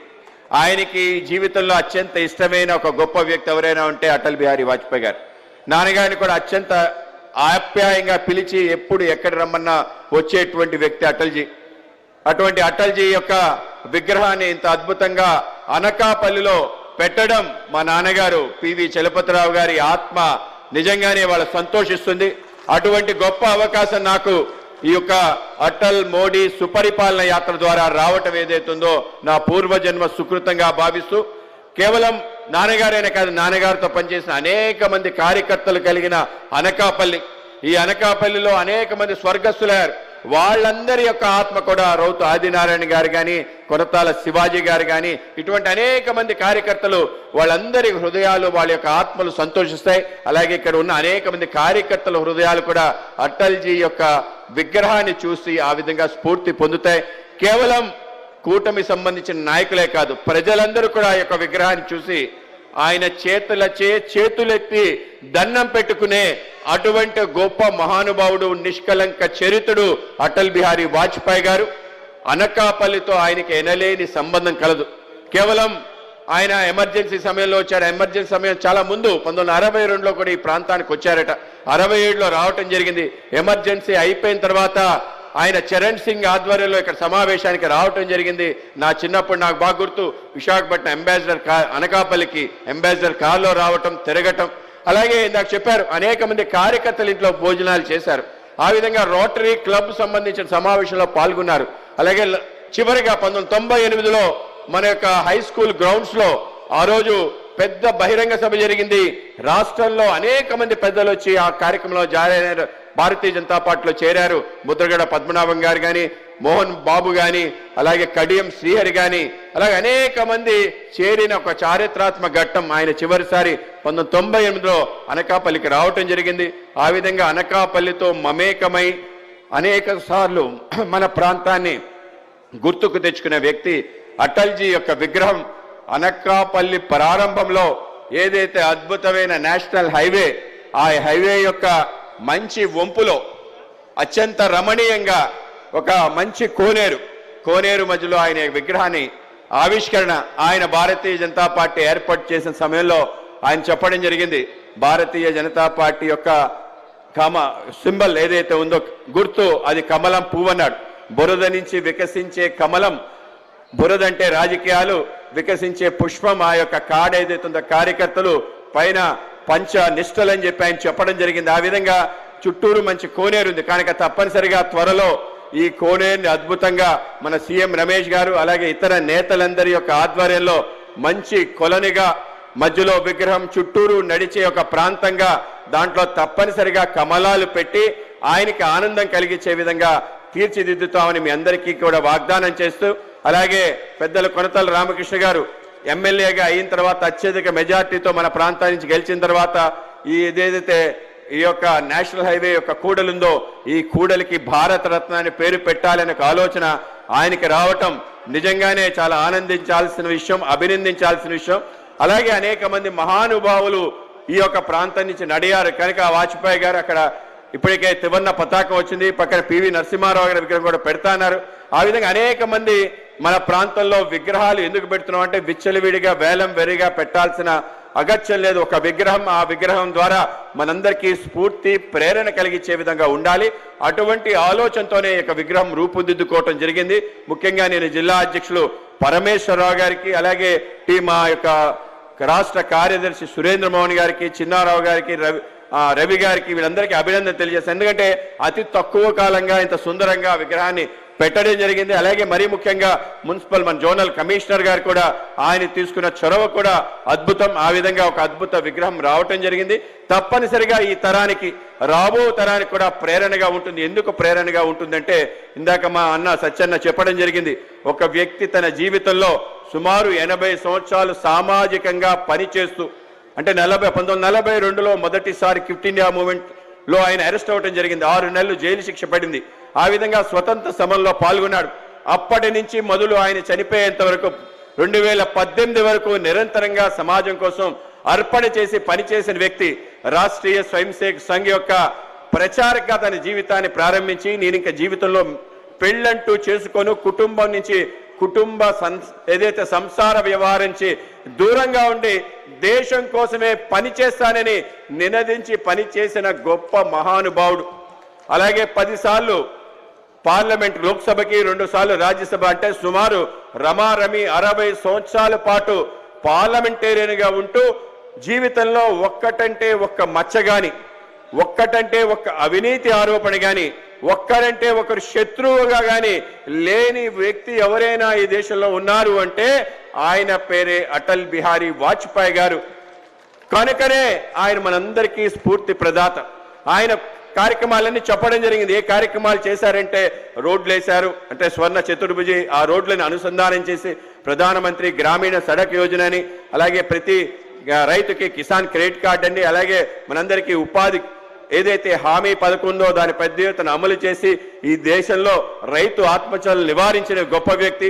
దాంతో పాటు ఈ దేశంలో టెలికాం కనెక్టివిటీ తీసుకొని టెలిఫోన్ కావాలంటే ఆ రోజు కాలంలో ఎంపీల దగ్గరికి వెళ్ళి మన అర్జీలు అడిగితే 6 నెలలు సంవత్సరానికి టెలిఫోన్ వచ్చేది. అలాగే గ్యాస్ కనెక్షన్ కావాలి అంటే కూపన్లు ఇచ్చేవాళ్ళు ఎంపీలకి, ఆ కూపన్లు కొట్టి ఆ యొక్క గ్యాస్ కనెక్షన్ వచ్చేది. అటల్జీ వచ్చిన తర్వాత ఏంటి ఈ పరిస్థితి, కావాల్సిన చిన్న గ్యాస్ కనెక్షన్ కావాలన్నా కూడా ఎంపీ దగ్గరికి వెళ్ళటం ఏంటండి, మొత్తం డీరెగ్యులరైజేషన్ చేసి ఆన్ డిమాండ్ ఎవరు ఎప్పుడు అడిగితే వాళ్ళకి గ్యాస్ కనెక్షన్ వచ్చే విధంగా, టెలిఫోన్ కనెక్షన్ వచ్చే విధంగా ఆ విధంగా డీరెగ్యులరైజ్ చేయటం. దేశంలో ఒక ఇన్ఫర్మేషన్ టెక్నాలజీ యొక్క మార్పు తీసుకురావడంలో ఆయన చేసిన పాత్ర గణనీయమైంది. దాంతో పాటు అతి ముఖ్యమైన అంశం ఏంటంటే దేశవ్యాప్తంగా ఉన్న అన్ని రాజకీయ పార్టీలు భిన్న సిద్ధాంతాలతో భిన్న భూమిక కలిగిన పార్టీలన్నిటితో ఆయన అనుసంధానం చేసిన విషయం ఏదైతుందో, పొలిటికల్ కనెక్టివిటీ ఏదైతుందో అది అనితర సాధ్యమైన కార్యక్రమం. ఆయన రాజకీయాల్లోకి రావడానికి ముఖ్య కారణం ఏంటంటే ఆ రోజు కాంగ్రెస్ పార్టీ ఏదైతే స్వతంత్రం తీసుకొచ్చిందో ఆ పార్టీ తర్వాత ఉన్న కాంగ్రెస్ పార్టీ ఒకటి కాదు అని చెప్పి మహాత్మా గాంధీ గారు చెప్పారు. కాంగ్రెస్ రద్దు చేయండి, కొత్త పార్టీని ఏర్పాటు చేయండి అంటే నెహ్రూ గారు వినలే. ఆ విధంగానే కొనసాగిస్తూ ముందుకెళ్తుంటే ఈ రోజు కాంగ్రెస్ కారణంగా మరొకసారి దేశం మత ఆధారంగా విభజన జరిగే అవకాశం ఉంటుంది. కాబట్టి మరొకసారి దేశం జాతీయత ఆధారంగా దేశమంతా ఒకటే దేశం, ఒకటే ప్రజ, ఒకటే జాతి అనే ఒక ఆలోచనతో ఎప్పుడైతే దేశం ముందుకెళ్తుందో దేశం మనుగడ సాధిస్తుంది. ప్రఖరమైన దేశభక్తి కలిగిన పౌరుల్ని రాజకీయవేత్తలుగా చేయాలనే ఒక లక్ష్యంతోనే 1951లో భారతీయ జనసంఘ్ ఏర్పడటం, ఆ యొక్క సంఘటనకి ఆయన సంస్థాపక సభ్యులుగా ఆయన జీవితాన్ని ప్రస్థానం ప్రారంభించడం, అలాగే ప్రారంభిస్తూ దేశానికి సంబంధించిన కాశ్మీర్ యొక్క ఉద్యమం చేయటం, కాశ్మీర్ లో ఏదైతే ఏక్ దేశ్ మే దో ప్రధాన్ దో నిషాన్ దో విధాన్ నహీ చలేగా అని చెప్పి శ్యామ్ ప్రసాద్ ముఖర్జీతో నినదించి చలో కాశ్మీర్ అని వెళ్ళి కాశ్మీర్లో అరెస్ట్ అయిన తర్వాత బయటకు వచ్చి దేశవ్యాప్తంగా కాశ్మీర్ ఉద్యమం చేసి 370 అధికరణ రద్దు చేయాలని కోరుకున్న వ్యక్తి అటల్ బిహారీ వాజ్పేయి గారు. ఆయన కోరికని నెరవేర్చిన వ్యక్తి మన ప్రియతమ ప్రధాని నరేంద్ర మోడీ గారు. 2019లో ఆగస్టు 5-6 తారీఖుల్లో 370 అధికరణ రద్దు చేసి పూర్తి స్థాయిలో కాశ్మీర్ని భారతదేశంలో విలీనం చేసి ఆయన యొక్క ఏదైతే కాంక్ష ఉందో ఏ కాంక్ష కారణంగా భారతీయ జనసంఘ్ ఏర్పడిందో ఆ విధంగా తీర్చి ఆయనకి నివాళులర్పించడం జరిగింది. కనుకనే ఈ యొక్క యాత్రకి అటల్ మోడీ సుపరిపాలన యాత్ర పెట్టడం జరిగింది. అటల్జీ యొక్క ఆలోచన, నరేంద్ర మోడీ గారి ఆచరణ, ఆ విధంగా ఈ దేశ వ్యాప్తంగా అనేక రకాల మార్పులు తీసుకురావడంలో ఆయన చేసిన గణనీయమైన పాత్ర. 1957లో మొదటిసారి పార్లమెంట్కి ఆయన వస్తే పార్లమెంట్లో ఆయన చేసిన అద్భుత ప్రసంగానికి ఆ రోజు జవహర్లాల్ నెహ్రూ అన్నాడు, ఈయన రాబో కాలంలో కాబోయే ప్రధాని అన్నాడంటే ఎంత అద్భుతంగా మాట్లాడాడో మనం ఆశ్చర్యపోతాం.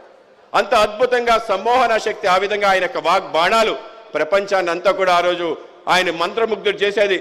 ప్రపంచ వేదికల్లో కూడా అంత అద్భుతంగా ప్రసంగించేవాడు.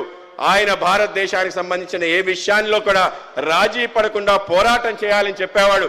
ఆ విధంగానే దేశానికి సంబంధించిన భూభాగం చైనా వాళ్ళు ఆక్రమిస్తే ఆ భూభాగాన్ని ఎందుకు ఆక్రమణకి గురి చేయడానికి నువ్వేం చేస్తున్నావు నెహ్రూ గారు నిలదీస్తే నెహ్రూ గారు చెప్పారట, ఆ భూమి ఎందుకు పనికిరాదని. ఆక్సాచిన్ అనే ప్రాంతం 28,000 స్క్వేర్ కిలోమీటర్ చైనా ఆక్రమిస్తే నెహ్రూ గారు అన్నారు, అది దేనికి పనికిరాని భూమి, అక్కడ గడ్డి మొలక కూడా మొలవదు, నిత్యం మంచుతో ఉంటుంది అని చెప్పడం జరిగింది. అది ఉంటే ఏమిటి పోతే ఏంటి అని మాట్లాడితే అటల్ బిహారీ వాజ్పేయి ప్రళయ రుద్రుడిగా లేచి ఏం మాట్లాడుతున్నావు నెహ్రూ గారు, ఈ భారత భూమి అంటే కేవలం మట్టి గడ్డ అనుకుంటున్నావు, ఇది మట్టి గడ్డ కాదు, భారత్ ఏక్ जमीन का टुकड़ा नहीं जीता जाता राष्ट्र पुरुष है, इसका कंकर कंकर में शंकर है, बिंदु बिंदु में गंगा माँ है, ये अर्पण की भूमि है, तर्पण की भूमि है, नंदन की भूमि है, अभिनंदन की भूमि है, इसके लिए हम जिएंगे, इसके लिए हम मरेंगे, जब हम मर के हमारी हस्ती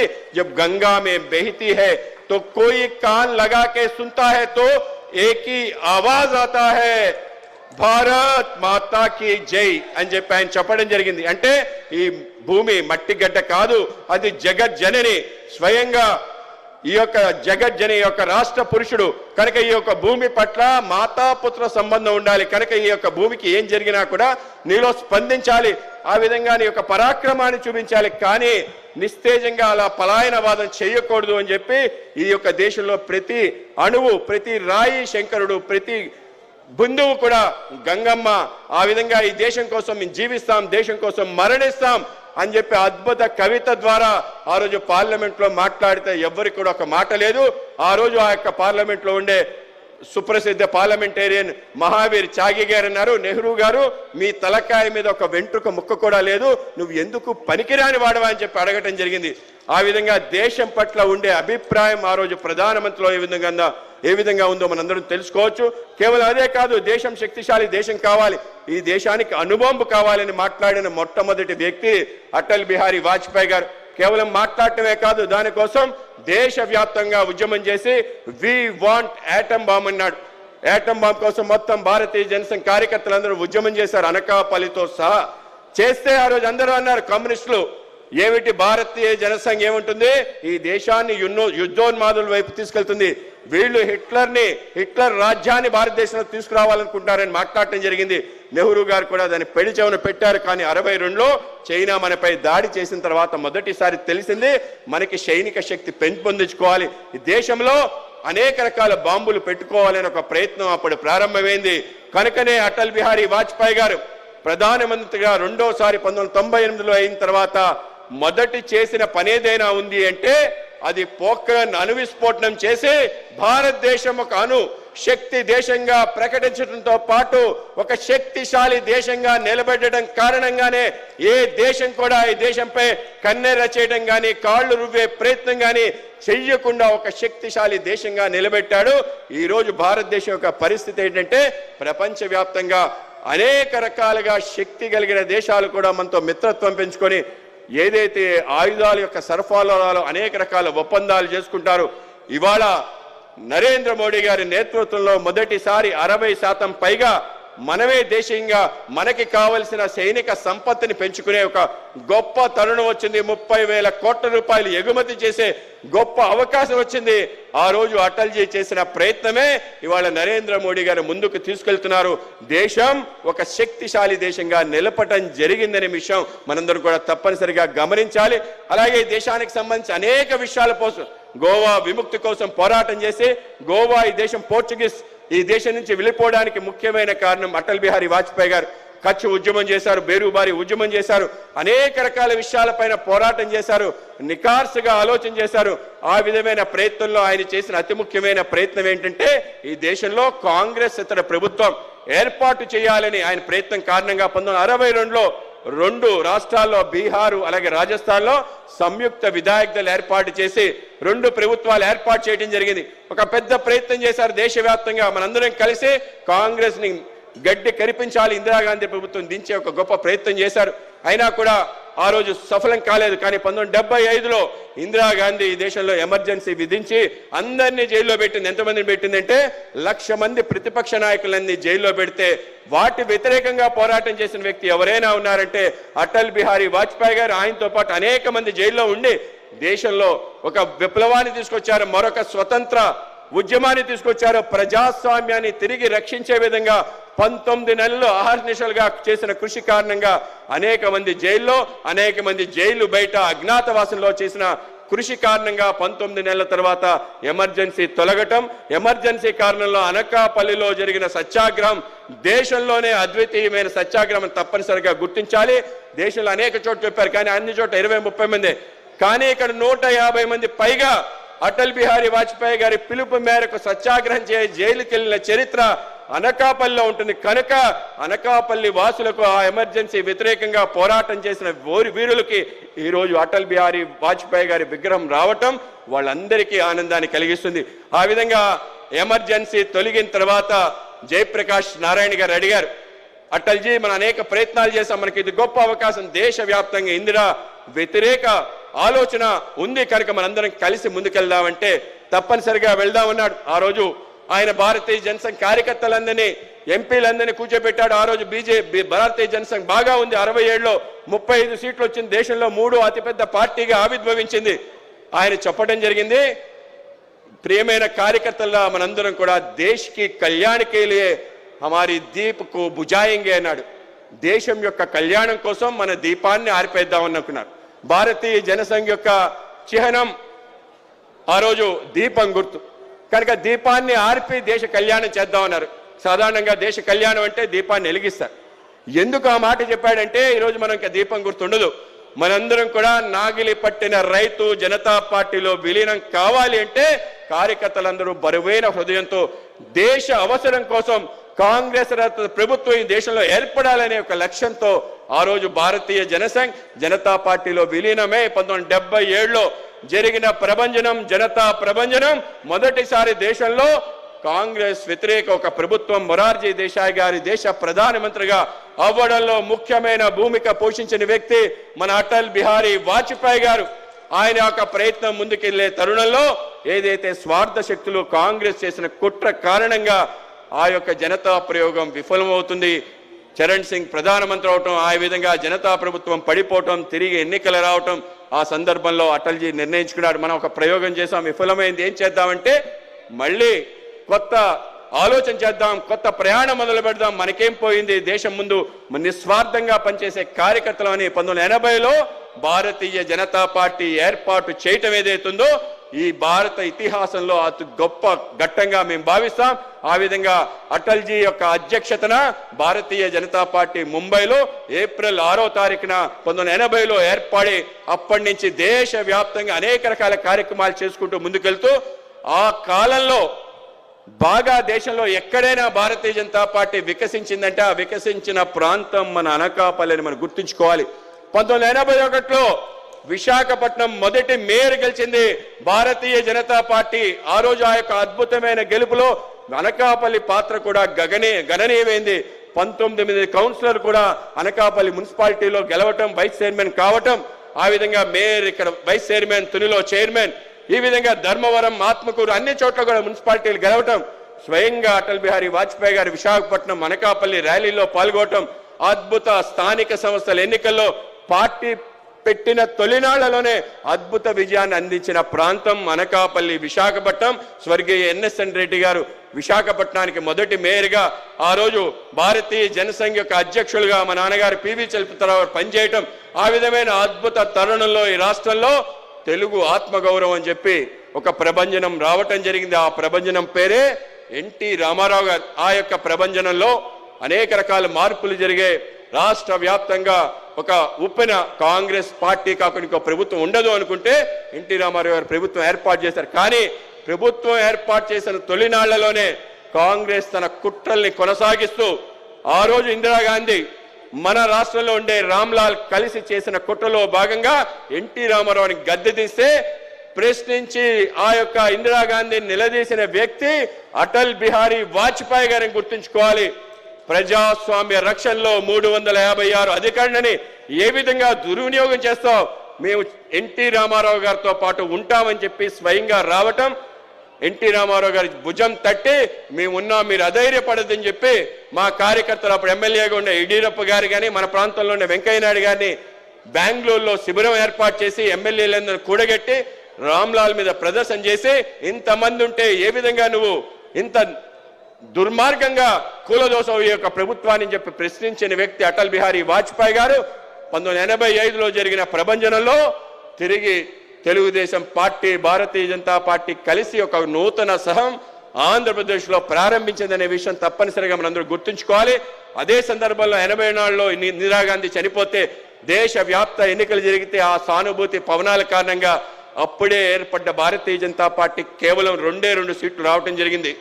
ఒకటి హనుమకొండలో గెలిచాం, రెండోది గుజరాత్లో గెలవటం జరిగింది.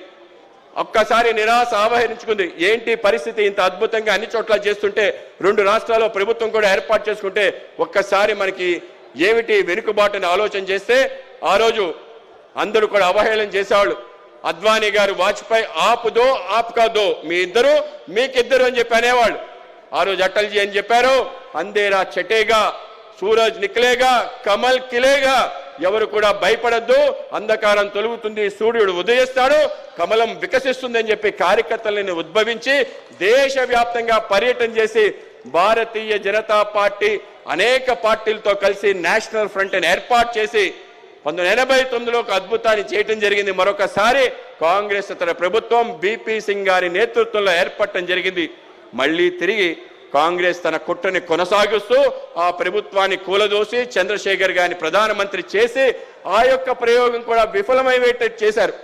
అటల్జీ అన్నారు, మనం తప్పకుండా మనమంతా మనం ప్రకాశించాలని చెప్పి దేశవ్యాప్తంగా అటల్జీ, అద్వానీ గారి నేతృత్వంలో అనేక ఉద్యమాలు, రామ జన్మభూమి ఉద్యమంతో సహా ఏకతా యాత్ర లాంటి కాశ్మీర్ భారతదేశంలో తిరిగి విలీనం అవ్వాలి అని చెప్పి ఇటువంటి యొక్క యాత్రలు చేసి దేశవ్యాప్తంగా వాతావరణం తీసుకోవటం కారణంగానే 1996లో 162 సీట్లు వచ్చి అతిపెద్ద పార్టీగా భారతీయ జనతా పార్టీ ఆవిర్భవించి మొదటిసారి ప్రధానమంత్రి అయ్యే అవకాశం ఆ రోజు శంకర్ దయాళ్ శర్మ గారు, అటల్ బిహారీ వాజ్పేయి గారు వేస్తే ఆయన ప్రధానమంత్రిగా ఆయన ఏవైతే సందర్భం ఉందో ప్రతి కార్యకర్త, ప్రతి దేశంలో ఉండే ప్రతి ప్రతిపక్ష నాయకుడు కూడా హృదయం పిలుపునిచ్చింది. ఎవరి కోసం చూస్తున్నామో మొదటిసారి కాంగ్రెస్ ఇతర వ్యక్తి ప్రధానమంత్రి అయ్యాడు. కానీ సంఖ్యాబలం లేకుండా దిగిపోవటం 1998లో ఒక ప్రభంజనం రావటం జరిగింది. ఆ ప్రభంజనం యొక్క ఆనవాళ్ళు అనకాపల్లిలో గడిచింది. అన్ని పార్టీలకు సంబంధించిన నాయకులు భారతీయ జనతా పార్టీలో చేరారు. ఆ రోజు భారతీయ జనతా పార్టీ తనంతట తానుగా 19% ఓటు శాతం రావటం, 4 పార్లమెంట్లు కూడా గెలవటం, ఆ విధంగా ఆంధ్రప్రదేశ్లో భారతీయ జనతా పార్టీ ముందుకెళ్తాం. ఆ విధంగా వెళ్తున్న తరుణంలో 182 సీట్లు వచ్చింది. అన్ని పార్టీలు కలిసే గెలిచిన తర్వాత తెలుగుదేశం కూడా సపోర్ట్ చేసింది. ఆ రోజు తెలుగుదేశం సపోర్ట్ చేసిన కారణంగా ఆ రోజు లోక్సభకి స్పీకర్గా తెలుగుదేశం సంబంధించిన బాలయోగి గారిని స్పీకర్గా చేసిన ఒక గొప్ప నిర్ణయం అటల్జీ తీసుకోవడం జరిగింది. చంద్రబాబు నాయుడు గారు కూడా ఆశ్చర్యపోయారు. కానీ ప్రతిపక్షాలందరినీ కలుపుకెళ్లడంలో ఆయన మించిన వ్యక్తి లేరు. పైన ఫరూక్ అబ్దుల్లా, పక్క మమతా బెనర్జీ, కింద జయలలిత, ఇక్కడ బాల థాకరే గారు, వీళ్ళందరూ విభిన్న మనస్తత్వాలు కలిగిన వ్యక్తులు. అయినా వీళ్ళందరితో కలిసి ఏ విధంగా ప్రభుత్వాన్ని ముందుకు తీసుకెళ్లారో మనం కానీ గమనిస్తే చాలా అద్భుతం. కేవలం ఆయన తప్ప ఇంకెవరు చేయలేరు. ఆ విధంగా తెలుసుకెళ్తున్న సందర్భంలో ఏఐడిఎంకే విత్డ్రా చేసుకోవటం, కాంగ్రెస్ అవిశ్వాస తీర్మానం ప్రవేశపెట్టడం, ఆ రోజు బీజేపీ చెందిన పెద్దలందరూ కలిసి మనం ఒక మేనేజ్మెంట్ చేద్దాం, ప్రయత్నం చేద్దాం, తప్పనిసరిగా గెలుస్తామంటే ఏ ప్రయత్నం చేయాల్సిన అవసరం లేదు, ఎవరిని అడగాల్సిన అవసరం లేదు. ఎవరైతే నా వ్యక్తిత్వాన్ని మన పార్టీని నచ్చుతారో వాళ్ళందరూ మనకి ఓట్లు వేస్తారు, ఓట్లు వేయకపోయినా పర్వాలేదన్నారు. ఆ రోజు గిరిధర్ గోమాంగో గారు ముఖ్యమంత్రిగా ఒరిస్సాకి వెళ్ళారు. ఆయన ఎంపీగా ఉండేవాడు. అయితే న్యాయంగా ఏంటంటే సీఎం అయిన వాడికి ఓటు ఉండదు, కానీ ఆ రోజు రూలింగ్ ఇవ్వాలి. ఆ రోజు బాలయోగి గారు రూలింగ్ ఇచ్చారు, ఆయనకు ఓటు హక్కు ఉందని చెప్పారు. కనుక ఆయన తిరిగి వచ్చి పార్లమెంట్లో ఓటేశారు. ఒక్క ఓటుతో అటల్ బిహారీ వాజ్పేయి గారు తన పదవిని రాజీనామా చేసి, ఆ ఓటు కారణంగా రాజీనామా చేయకుండా అవకాశం ఉన్నా కూడా ఎక్కడ కూడా రాజీ పడకుండా పోరాటం చేసి ఆ ఒక్క ఓటుతో ఆయన ఓడిపోవటం దేశవ్యాప్తంగా ఒక సానుకూల పవనాలు. 1999లో తిరిగి ఎన్నికలు ఏవైతే జరిగాయో ఒక అద్భుత ప్రపంచం. దేశవ్యాప్తంగా 373 సీట్లు ఎన్డీఏకి రావటం, అది దేశంలో ఒక స్వర్ణ అధ్యయనంగా మనం చెప్పొచ్చు. తెలుగుదేశం పార్టీ సంబంధించిన చంద్రబాబు నాయుడు గారు, అలాగే అటల్ బిహారీ వాజ్పేయి గారు చేతుతో చేతు కలిపి ఏ విధంగా అద్భుతం చేశారో మనం గమనించవచ్చు. అనేక రకాల ఆంక్షలు పెడితే అమెరికా అధ్యక్షుడే స్వయంగా ఢిల్లీ వచ్చి అక్కడి నుంచి హైదరాబాద్ వచ్చాడంటే ఆ రోజు అటల్జీ చంద్రబాబు నాయుడు గారు చేసిన అనేక రకాల ప్రగతిశీల అభివృద్ధి తారకమైన అనేక కార్యక్రమాల ద్వారంగా ఈ యొక్క కేవలం అన్ని రకాల ఏవైతే చూస్తున్నారో అవన్నీ కూడా ఆ రోజే ప్రారంభమయ్యాయి. సర్వశిక్ష అభియాన్ ఏదైతే చేస్తున్నామో, ఇవాళ పనికి ఆహార పథకాన్ని పేరు మార్చి ముందుకు తీసుకెళ్తున్నారు. ఇలా అనేక రకాల కార్యక్రమాలు ఇద్దరి కారణంగా జరిగింది. కనుకనే ఆ యొక్క స్వర్ణ యుగానికి సంబంధించిన పరిపాలన ఏ విధంగా ఉండాలి అంటే అటల్జీ పాలనలా ఉండాలి అని అందరికీ చెప్పే విధంగా మన ప్రియతమ ప్రధాని నరేంద్ర మోడీ గారు 2018లో ఆయన యొక్క జయంతి సందర్భంగా దాన్ని సుపరిపాలన దివస్గా నిర్ణయించడం జరిగింది. ఆయన మరణించిన అనంతరం అప్పటి నుంచే దేశంలో సుపరిపాలన అంటే దానికి గీటురాయ్ అటల్ బిహారీ వాజ్పేయి గారు అనేక పదవులు అలంకరించిన ఆ పదవికి ఆయన వన్నె తెచ్చిన విషయం, ఆ పదవిలో ఉన్నంత కాలం ఆ హుందాతనం, ఆయన కర్తృత్వం, ఆయన నేతృత్వం, ఆయన చేసిన నాయకత్వ పటిమ దేశంలో ఉండే అందరిని మంత్రముగ్ధు చేసింది. అంత మంత్రముగ్ధులు చేసే వ్యక్తి కాబట్టి ఆయనకుండే సమ్మోహన శక్తి, కవి హృదయం అందరినీ అలలారించింది. కనుకనే ఆయన సంబంధించిన విగ్రహాన్ని, ఆయన సభని ఏర్పాటు చేస్తున్నాం అంటే ప్రజలందరూ కూడా పులకించిపోతున్నారు. ప్రతి చోట భవ్యమైన స్వాగతం పలుకుతున్నారు. ఇవాళ ఈ కార్యక్రమం ఇంత అద్భుతంగా జరగడానికి ముఖ్య కారణం మన ప్రియతమ ముఖ్యమంత్రి చంద్రబాబు నాయుడు గారు. ఆయన అందించిన సహకారం, ఆయన దగ్గరికి వెళ్ళి ఈ యొక్క కార్యక్రమం గురించి చెప్తే నేనే చేస్తానన్నాడు. కాదు, మేము భారతీయ జనతా పార్టీ తరఫున చేయాలనుకున్నాం, ఆ శత జయంతి సందర్భంగా ఈ విధంగా చేయాలనుకున్నాం. వెంటనే నారాయణ గారికి చెప్పి రాష్ట్ర వ్యాప్తంగా అందరితో మాట్లాడి, అందరి పార్టీ సంబంధించిన ఎమ్మెల్యేలు, మంత్రులతో మాట్లాడి ఈ కార్యక్రమం మన కార్యక్రమంలో మీరందరూ చేయాలని చెప్పి తీసుకెళ్లిన ఆయన యొక్క వైనం, ఆయనకి ఇంకొకసారి సభాముఖంగా ధన్యవాదాలు తెలియజేస్తున్నాను. కేవలం అక్కడే ఆగిపోలేదు. అమరావతిలో 25వ తారీఖు సుపరిపాలన దివస్ సందర్భంగా మనం అటల్ స్మృతి వనాన్ని కూడా ఏర్పాటు చేద్దామని 3 ఎకరాల స్థలం, అతి ముఖ్యమైన స్థలంలో ఇవ్వటం, భవ్యమైన అటల్ బిహారీ వాజ్పేయి యొక్క విగ్రహం మన ప్రియతమ ముఖ్యమంత్రి చంద్రబాబు నాయుడు గారు, మన ఉప ముఖ్యమంత్రి పవన్ కళ్యాణ్ గారు, అలాగే భారతీయ జనతా పార్టీ సంబంధించిన నాయకులు అందరి యొక్క చేతుల మీదుగా ఆవిష్కరణ అయ్యి అందరికీ కూడా సుపరిపాలన అంటే ఏంటి, నిష్కలంక చరిత్ర అంటే ఏమిటి, ఏ విధంగా మనం పని చేయాలి, ఏ విధంగా ముందుకెళ్ళాలి, ఆ తరానికి ఈ తరానికి రాబో తరానికి కూడా స్ఫూర్తి ప్రేరణగా నిలిచే విధంగా ఒక స్మారకం తయారు కాబోతుంది. అనకాపల్లిలో కూడా ఈ ప్రాంతం ఆ విధంగానే మనందరికీ స్ఫూర్తి కలిగించే విధంగా తీర్చిదిద్దుతామని మీ అందరికీ మాట ఇస్తూ ఈ కార్యక్రమాల్లో మీరందరూ కూడా సావధానంగా విచ్చేసి కార్యక్రమాల్లో సానుకూలంగా పనిచేసి మీ అందరి కార్యకర్తలకి వివిధ పార్టీ సంబంధించిన నాయకులందరికీ కూడా మరొకసారి ధన్యవాదాలు తెలియజేసుకుంటూ భారత్ మాతాకి, భారత్ మాతాకి అందరికీ ధన్యవాదాలు. భారత్ మాతాకి. దయచేసి ఆత్మనిర్భర్ భారత్ ప్లెడ్జ్ ఉంది. జిల్లా ప్రధాన కార్యదర్శి రత్నభరత్ గారిని ప్లెడ్జ్ చేయవలసిందిగా కోరుతున్నాం.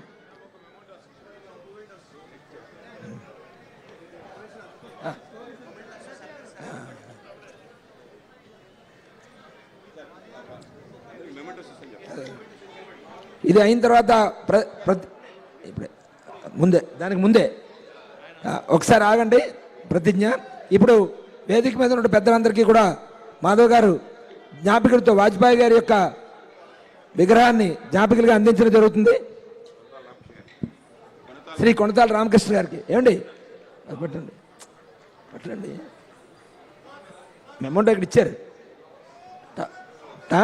వేసేయండి.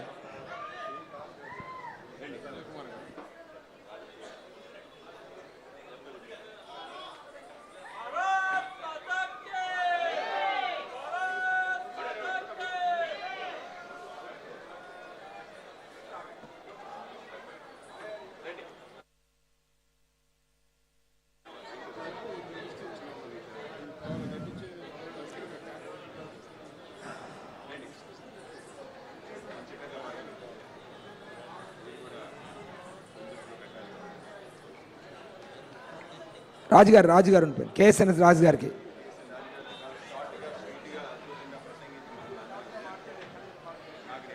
సుందర్పు విజయ్ కుమార్ గారికి.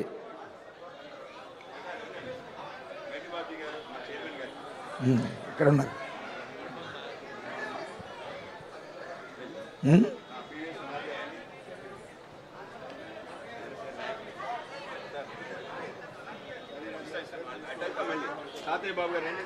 శ్రీ తాతయ్య బాబు గారికి.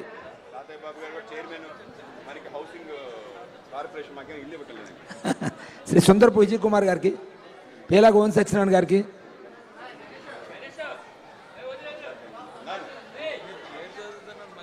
వస్తారు సార్, వస్తారు.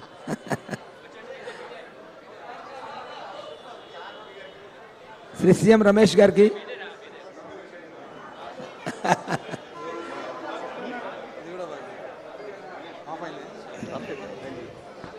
శ్రీ సుందర్పు విజయ్ కుమార్ గారికి.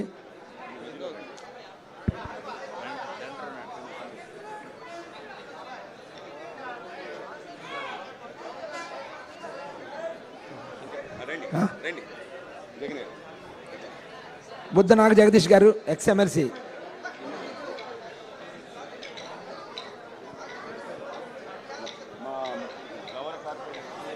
మల్ల సురేంద్ర గారికి.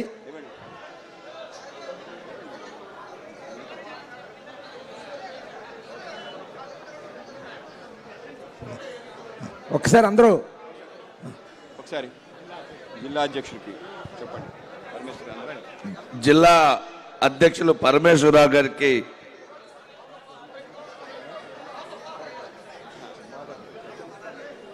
జిల్లా అధ్యక్షులు పరమేశ్వరరావు గారికి వాజ్పేయి యొక్క విగ్రహం చేస్తున్నారు. అదేవిధంగా ఈ విగ్రహాన్ని పూర్తిగా రాత్రి పౌలు ఇక్కడ ఉండి నిర్మాణం చేసినటువంటి యలమంచిలి నాయకుడు చిన్నారావు గారు, చిన్నారావు గారిని వేదిక మీదకి రావాల్సింది కోరుతున్నాం. చిన్నారావు గారికి రాష్ట్ర అధ్యక్షులు మాధవ్ గారు, అదేవిధంగా పెద్దలు అందరూ కలిసి ఈ యొక్క అద్భుతమైనటువంటి ఈ నిర్మాణానికి కర్త కర్మ క్రియా చిన్నారావు చేశారు. అదేవిధంగా పలక రవి గారు వీళ్ళిద్దరూ దానికి పూర్తి చేశారు. కాబట్టి పలక రవి గారికి కూడా ఆ విధంగా ఆ యొక్క మూర్తిని చేసి చేయవలసిందిగా కోరుతున్నాం. ఇప్పుడు పిల్లల ఫోటోస్, చిన్నపిల్లలు అమ్మ, సాంస్కృతిక కార్యక్రమం చేసిన చిన్నపిల్లలు రండి అమ్మా, బ్యాచ్ వైజ్ వచ్చేయండి అమ్మా. బ్యాచ్ వైజ్ వచ్చేయండి అమ్మా.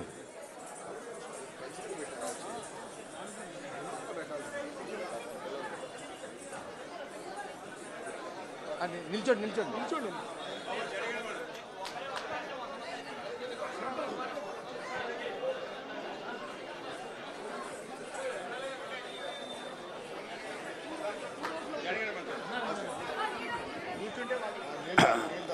జనగణమనతో మన కార్యక్రమాన్ని ముగిద్దాం.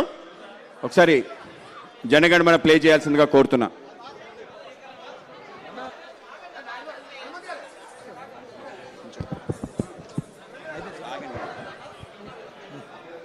దయచేసి జనగణమన. जनगणमन अधिनायक जय हे भारत भाग्य विधाता पंजाब सिंध गुजरात मराठा द्राविड उत्कल गंगा विंध्य हिमाचल यमुना गंगा उच्चल जलधि तरंगा तव शुभ नामे जागे तव शुभ आशीष मांगे गाहे तव जय गाथा जनगण मंगलदायक जय हे भारत भाग्य विधाता जय हे जय हे जय हे जय जय जय जय हे